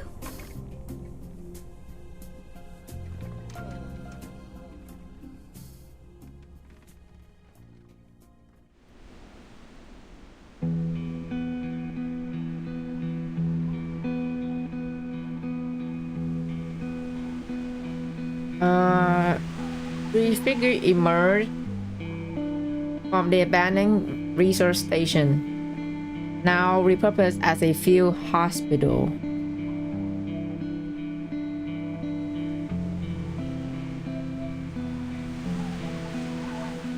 You free captain adjust their clothes ready to depart. Modir hand the map to the guard. Scaling the mountain isn't going to be easy. I have marked the dangerous areas on this map. Try to avoid them when planning your route. God nod and receive the map. Before you go, let me make one thing clear. This is just my advice. Whether you take it or not is up to you. If just the two of you go up the mountain, you may keep yourselves out of the enemy's sides, but it will be highly dangerous. There will be no saving you if something goes wrong. Of course. We'll weigh our options before we make a move. Good. Keep your head on straight, soldier. Thank you, ma'am. Dude, Modi is so cool. So, just like that, you're letting us walk out of here? With the record and a map? You call it reciprocity. But what's in it for you? It may have been just the wind or trick of the eye, but for a moment Modio seems to smile. Arcana's death hasn't weakened Manus Vindictae.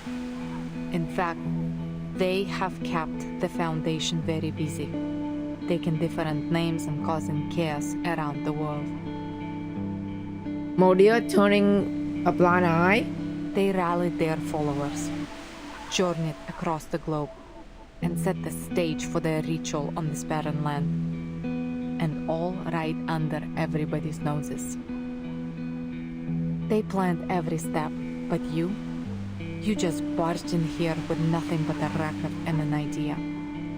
If you were my soldiers, I would have thrown you out of my camp by now. Damn. That said, he returned the record to its rightful owner with solemn gesture. I would rather see the storm end than see you fail. Ulrich accepted the record in return. Well then, thank you for your help. All right.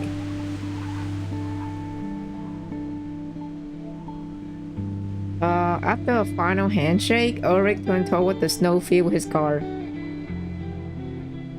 Hello, Guy the Hermit. Good morning. Oh, good morning. It's night over here, but yeah, hello, good morning. After a few steps later, he looks back. Why don't you come with us? Me?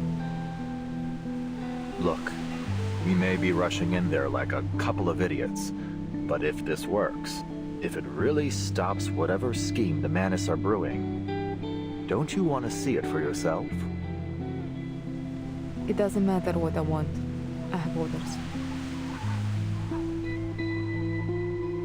He slew a flicker a few times before he walked into the gathering pile of snow without another word.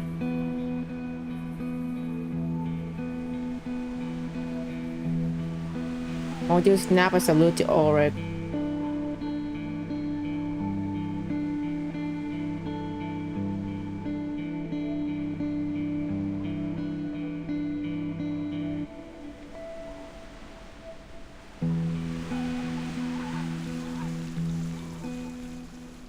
Damn. The 9-layer city? Oh shit, Miss Grace. Fuck 13.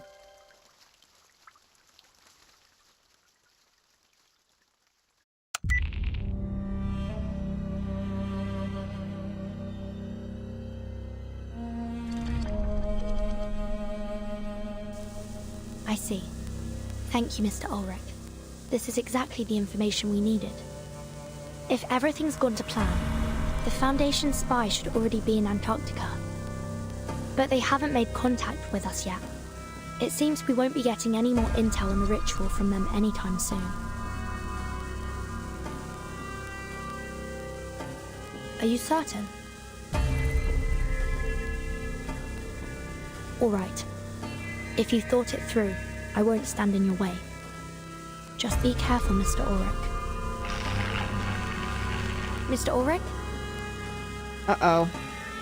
Rick White dissolved into a static knot. Uh-oh, our communication is down.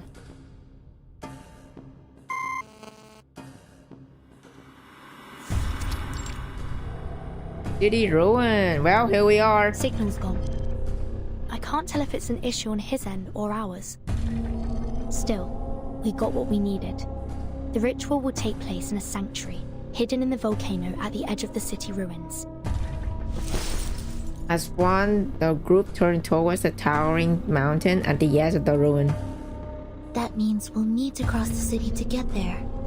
Perhaps it's best to report back to the Foundation and wait for reinforcements before going deeper.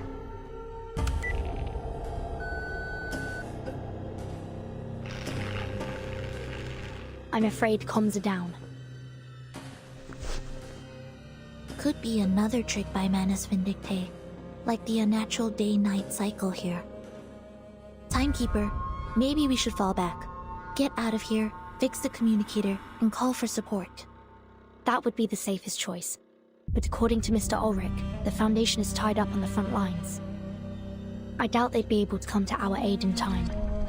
Besides, with every passing minute, we fall that much further behind Dr. Dorez. I suggest we stay here and search the area. Perhaps we'll find something to point us in the right direction.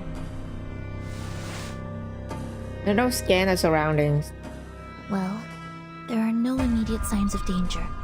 It should be safe to look around. Their wandering gaze finally settled on the humans explorer. But before we proceed, should we escort Miss Amundsen back to the research station? There's a high probability that we'll come into conflict with the Manus now that we're so close. She'd be safer there. go back? After all this? Charles on the ground sketching. Otaka has jerked up. These ruins, they're the only thing that has kept me going. A finger tightening around the map as whispered protests slip out, filled with both hope and defiance. No, I can't turn back now. I can't.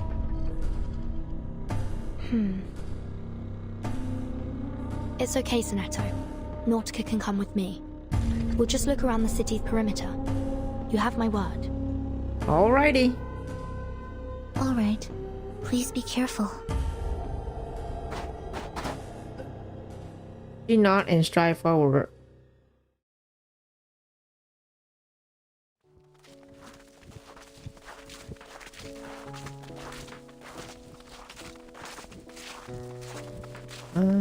The snow, compacted by wind and time into the thick blanket, form a welcoming path underfoot.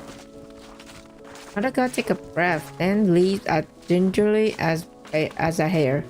The white ground of the ruins seemed to radiate from her impact.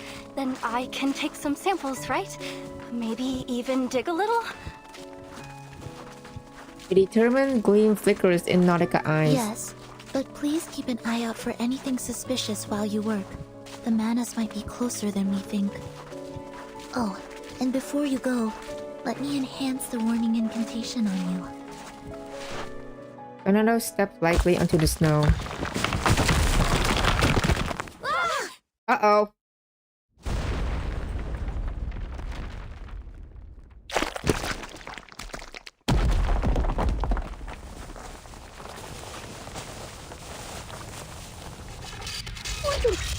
Did we fall into a trap?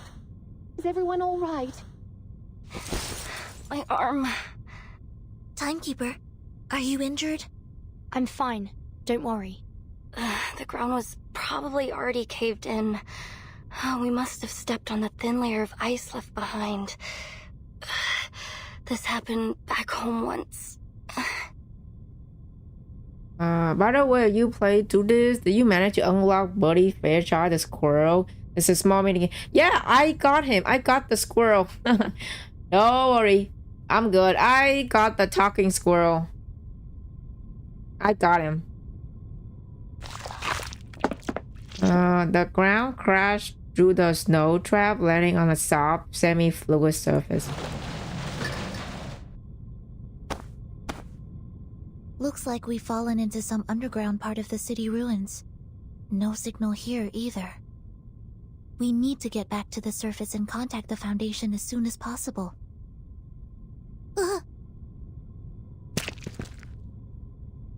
She tried to stand but slipped, barely keeping her face from slamming into the ice. Oh, be careful, girl.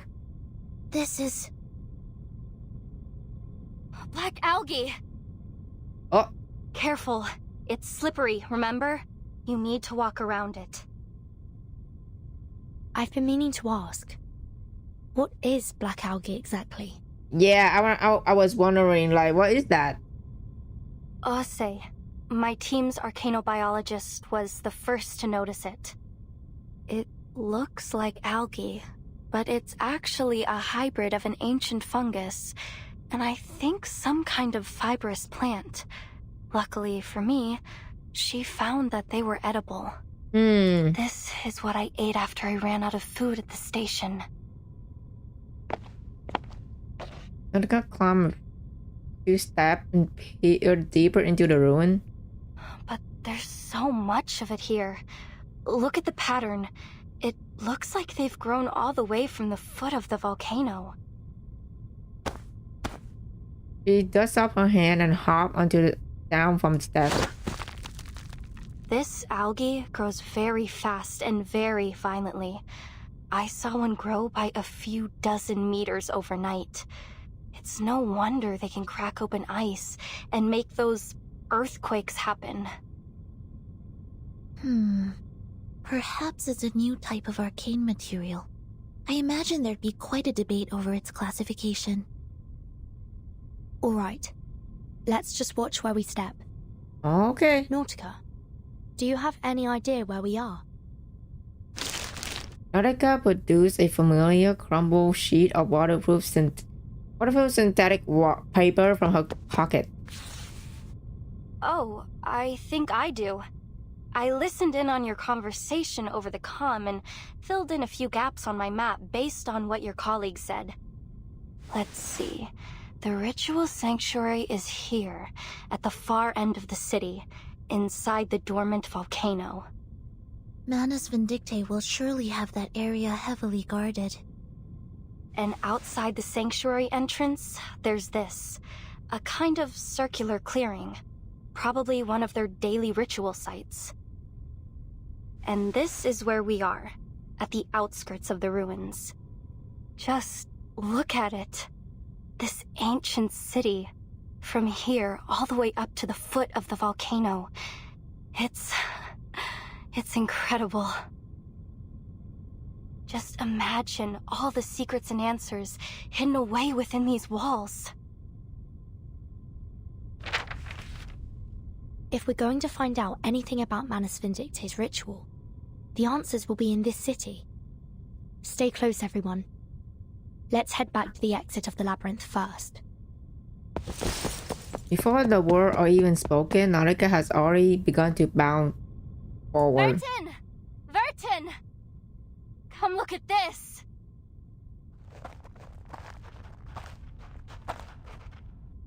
Oh shit! Hitting the car, the other two file into the nearest room. Nautica is the first to reach out and touch what might be the car furniture. A peridotite stone bed, a nice stone table and chairs. Someone used to live here. Ah, it's so stark, even for life in Antarctica. Do you think this is where those masked snow monsters live? I can't say for sure, but the owner wasn't exactly subtle about their interests.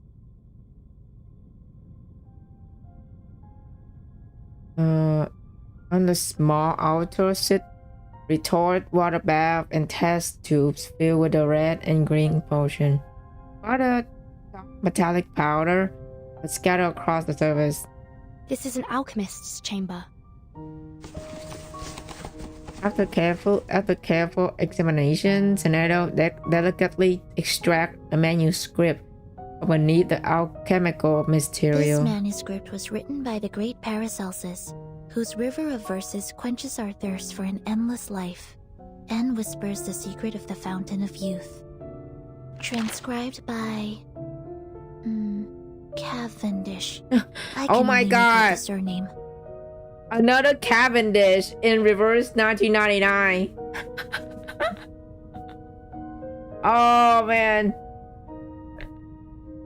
We literally have a fucking character in Path to Nowhere with Cavendish at their last name. Now we have another one in reverse. I swear to God, this game and PTN is parallel.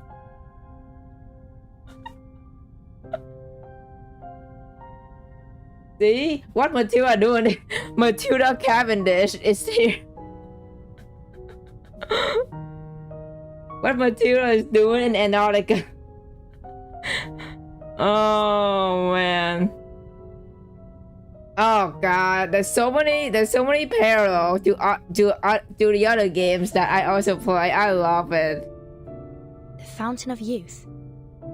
What else does it say? There are just a few verses and illustrations. Paracelsus. Why does that name ring a bell? 6th grade, 2nd semester, History of Alchemy, Week 1. The Life of Paracelsus. He was a pioneer in ancient alchemy and medicine. Legend has it that he invented a potion that could revive the dead. So, that is literally close to necromancy. Revive the dead. A warning alarm sound deep in her mind. Revive the dead. There was an array in Tuesday's motel, which the Foundation confirmed to be part of a resurrection ritual. And here in Manus Vindictae City, there's a manuscript about a revival potion. Oh, Tuesday Motel Mansion. Oh, okay. So that's alright. Oh yeah, that fucking circle thing in Tuesday Motel, yeah. Confirmed to be popular. Oh, okay. So there's a context now.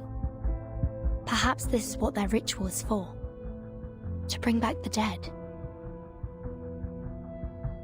You don't remember from chapter 2, Cabinet is actually Forget-Me-Not real name? Oh, okay. Wow, I didn't even know that his real name, man. Also, it's funny in PTN, Matilda Cavendish. Yeah, Matilda and Forget-Me-Not family line. I swear to God, Matilda will fucking hate Forget-Me-Not. She would definitely hate Forget-Me-Not. I swear to God, if they ever fucking in the same family. And the only person they'd go to such lengths to bring back is... The answer is clear. Arcana. Okay, nah. But what's Dr. Doris's part in all this? That's still unclear. But if Manus Vindictae needs her to complete their ritual, we're on borrowed time. I'm afraid waiting for reinforcements is no longer an option. We have to go through the city. Now, Sonetto. Oh my God. Agreed. The situation may be more urgent than we thought. We can't afford to linger any longer. Another sign turned toward Nautica, who busy grappling with the building exterior. Miss Amundsen, there's been a change of plan. We're entering the city. We'll do everything we can to keep you safe, but there's no guarantee we'll... Miss Amundsen? Nautica had kept quiet during the discussion and continued to run her hand along the Darren stone wall without reply. You were right, Friede. The tales are true. The Mother Spirit is here, at the southernmost edge of the world. This is her resting place. Yuri's having a moment. Yuri's having a moment right now. She pressed her face against the stone body wall, melting the thin snow drip clinging to it. The first age ends. The tolling bells are rung. Before the last, a mournful dirge is sung. Alas, where will our bones be laid to rest? O Mother, let us lie upon your breast. The sound caused her ear to spring up to her head, followed shortly after.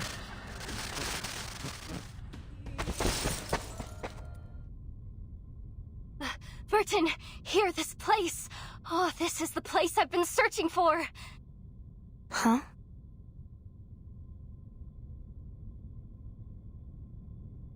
Oh man. Look, here, beneath the surface of this rock.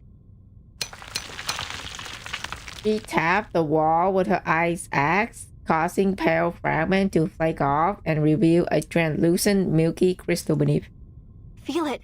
It looks like chalcedony, right? But it's much heavier. This rock is totally unique to Antarctica. It's never been seen anywhere else. We call it Rock of the Blank Era. This is the exact same rock Friede and I studied. 3 years ago, we ran a carbon dating test on the rock samples my grandfather brought back from Antarctica. It's normal to hate your family? I guess, yeah. I mean, true. If they're asshole, then yeah. Yeah, forgive me, not real name is Lauren Cavendish? Oh, wow. When we ran the test on this rock, we found something strange. It was pointing to an era that didn't exist in any geological record. None of the other samples matched that strange era. We looked for other evidence, but we found nothing. No fossils, no minerals, no records. But then, when we couldn't think any longer, our folktales suddenly came to mind, and it all started to make sense. Our book, Tales of the Mother Spirit, led me here, to the end of the earth, guided me to these ruins, to this very rock. I see what you're saying, and I'm sure there's more to discover through this rock. But isn't it a little too soon to link it to your tale? I'm sure of it. This is the place. It's just like Matu said, this is where the Mother Spirit rests. There is no doubt. If I can bring more samples back to the lab, we might be able to figure out the connection between the Mother Spirit and the Blank Era. We can finally find out what it was like. You can't forget her patient, Irene Weaver. Oh, fucking Adelaide? Yeah. Oh my god, we need to fucking discuss what happened. We need to discuss more about chapter 18, man. On Thursday. I can't wait, bro. There's so much stuff we need to discuss on fucking Discord. Oh man. Okay, Lawson thought Naraka continued to trace out the wall of the room, searching for its weakest point to extract an intact crystal. Sorry to interrupt, but may I point something out? Oh. That's cute. It's getting very cold in here. I can feel my resistance starting to drop. Burton! A soft exclamation from Naraka draw the others out. Monster!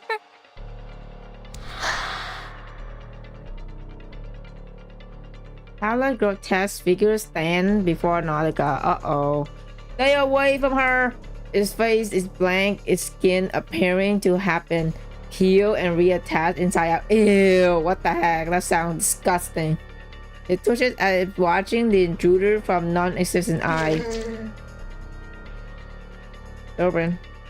Don't provoke it. There's a chance it might just leave us be.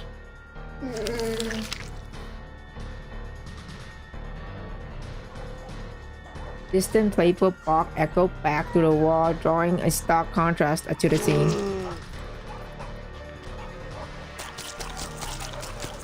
With a whimper, the humanoid creature lurched toward the group. Uh-oh.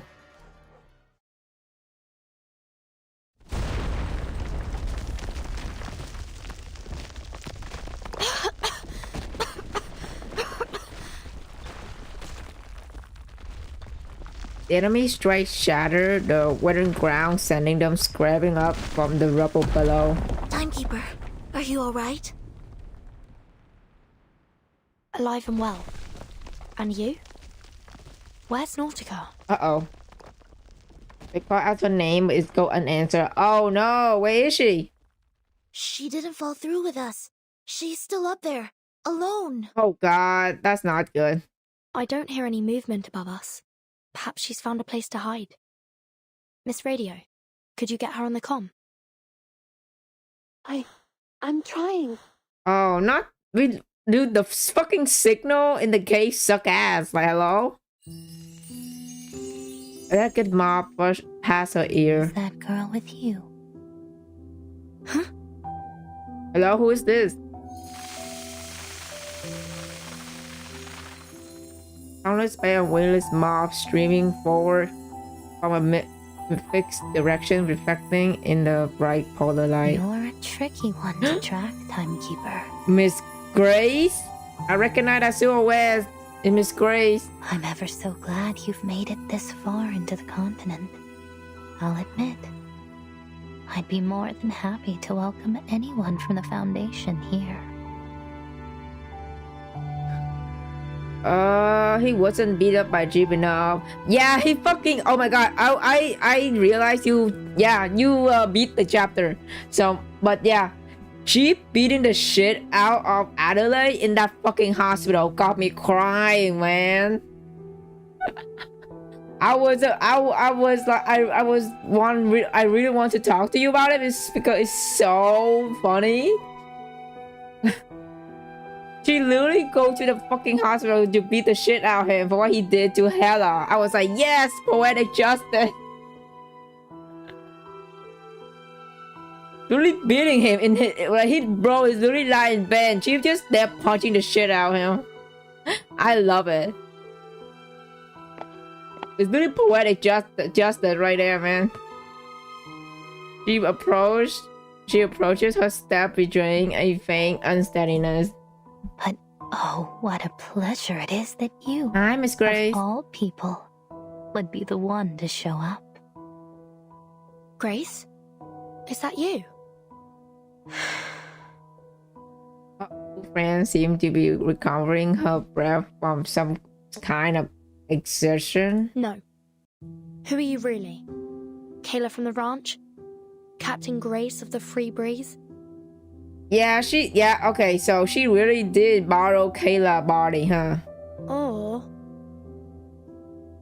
What? Or just a familiar stranger.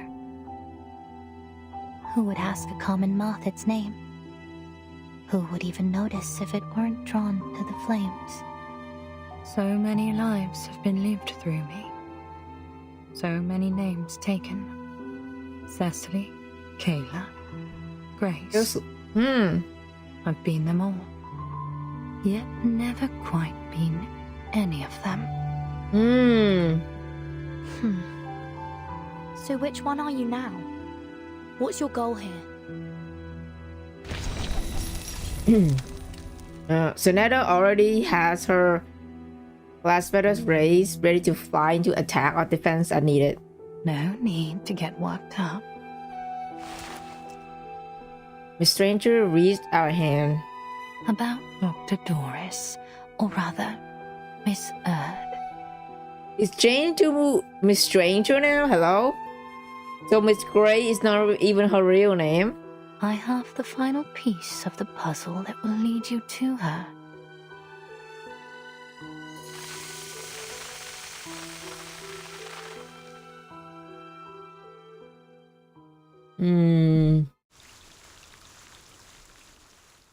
What is going on? Ah, my dear sibling. Part 14.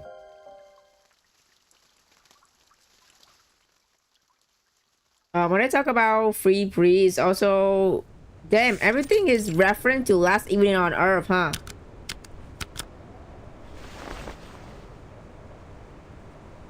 Modia tapped a code into a communicator before putting it back in her pocket. Lieutenant.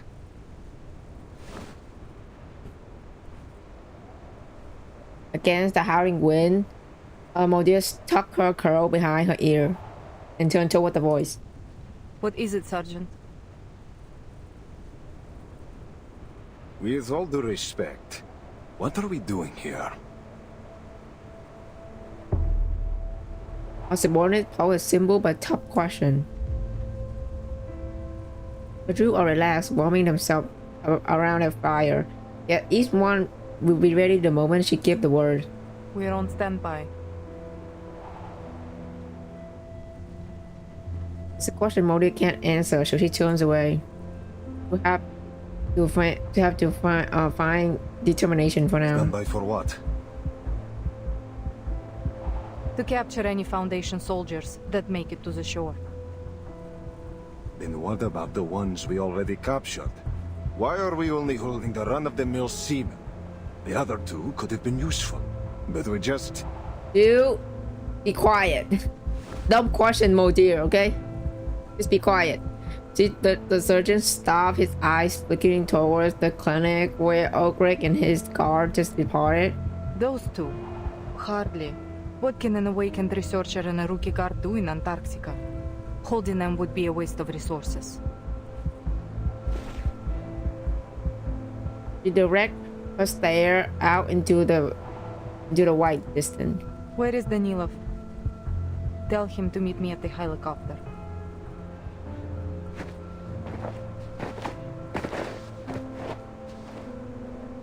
The order comes quick as to her step out and away.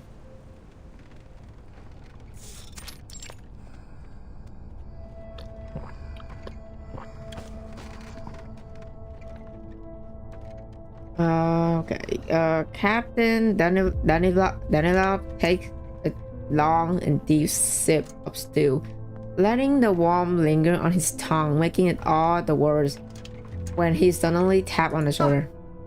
Stop sneaking up on me like that. Gotcha. Some things never change, huh? Still as jumpy as you were when you were a kid.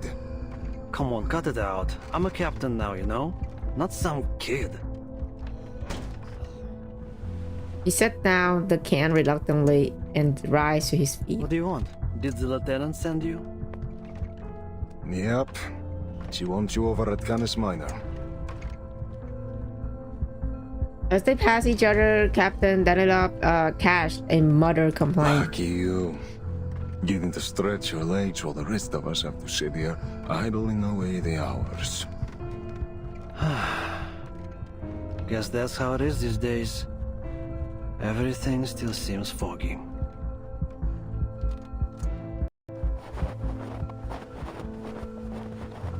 Take 2 steps outward, and the surgeon matched him strike for strike. Tell me about it. I thought Brazil was tough, but this feels worse. Sometimes it takes more courage to stick to a choice than to make one. I think someone might be struggling with that. You should know better than to doubt our leadership, White Gloves. The sergeant stopped. Sure, but what if they start doubting each other? What if the Admiral's steering us one way and the Lieutenant another? You saw how the Lieutenant let that Foundation researcher go. Didn't that bother you? Uh-oh, they getting sus from Modier. That is not good. Darren lingered as the captain found himself watching the snowflake settle on his boot. At last, he forced himself forward. I trust them both, no matter what.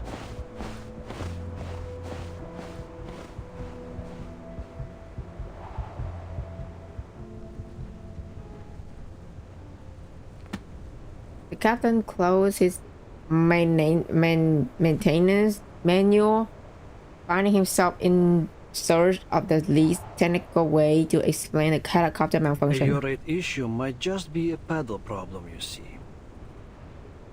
In this case, either the rudder pedal has loosened, which is affecting the responsiveness of the tail rotor, or the tail blades were damaged by the impact. I see. Let me take a look. She nodded and climbed into the cockpit.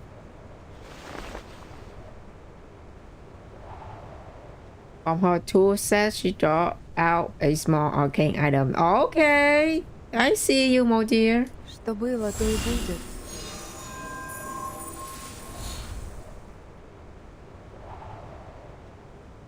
A stream of luminant powder flows from her freezer into the detached knob.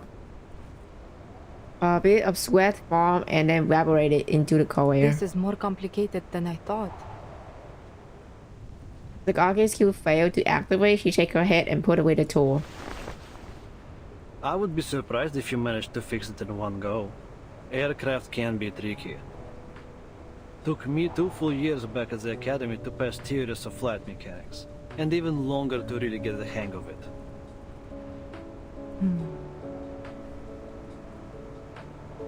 She studied Captain Danila for a moment before offering a rare smile. I remember. Your teacher called me in 3 times because of the extreme frustration and concern about your grades. Aww. Dude, she's so pretty when she's smiling. Like, not like serious all the time. I'm just glad I didn't call father. That would have been the end of me. You know, I don't see you using your arcane skill much these days. Well, there is not much use for it, really. Bullets and medicine are 1,000 times more useful on the battlefield. Detecting the rare and likely unintentional emotion in her tone, the captain hesitated. Oh, I didn't mean it like that. Sorry. Do you want some space? No, it's fine. You're fine. Aww. We just need to get this helicopter fixed as soon as possible. Can you run another check? There was a blockage in the system that stopped my arcane energy from flowing through. Maybe the issue isn't as simple as just the pedal or blade. Got it. I'll take another look. Lieutenant exhaled softly. That blockage. I just couldn't push past it. Did I follow the wrong circuit? Or did I just do the whole thing wrong? The silence lingers after her words, forcing the captain to shift position. I wouldn't overthink it if I were you. And stop underestimating your arcane skill. It saved us more times than I can count. Frozen prosthetics, broken casts, ripped dents. Hell, you've been fixing our guns since we were kids. There's nothing wrong with your power. We all appreciate it a lot more than you think.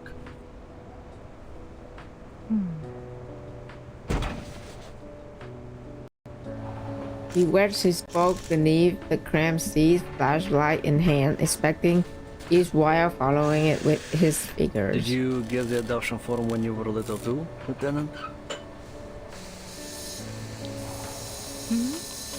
You mean the...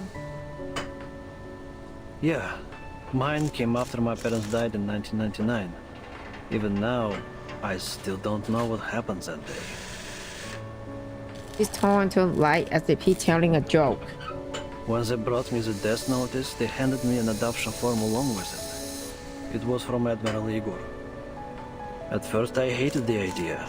I didn't want anyone to take my father's place. But you signed it. Otherwise you wouldn't be here. I did. Because I needed to know what my parents gave their lives for. And the man they fought beside.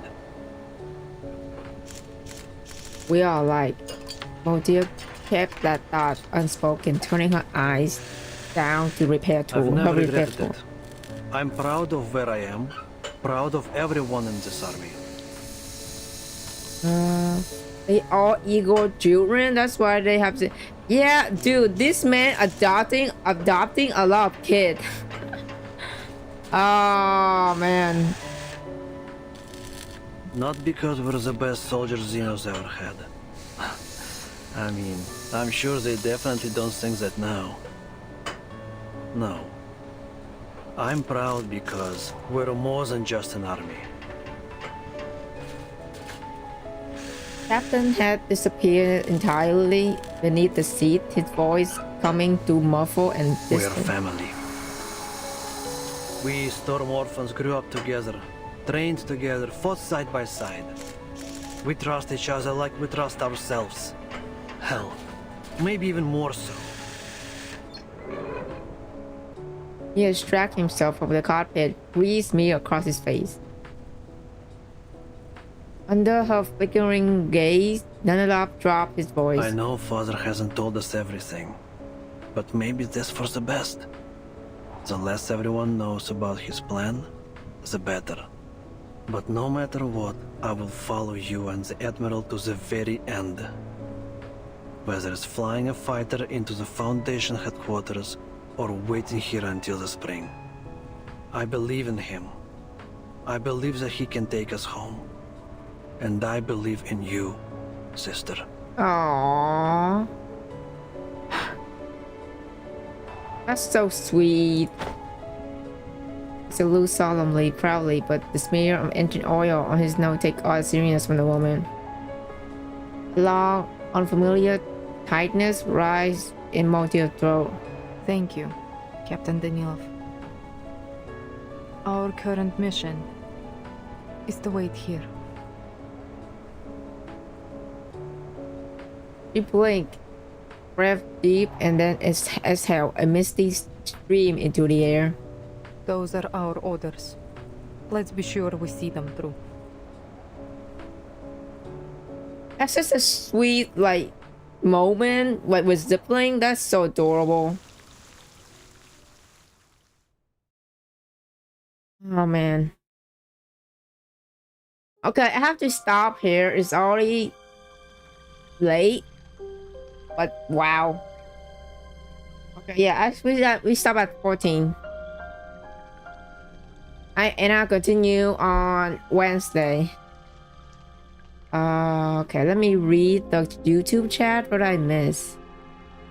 Now that I think about it, the fact that his children might be one of the reasons he decided to join up with men to protect them. Oh, you know what? Yeah, that might one of the, you know, valid reason. That is valid. Well, that is one of the valid reason. Yeah. Okay.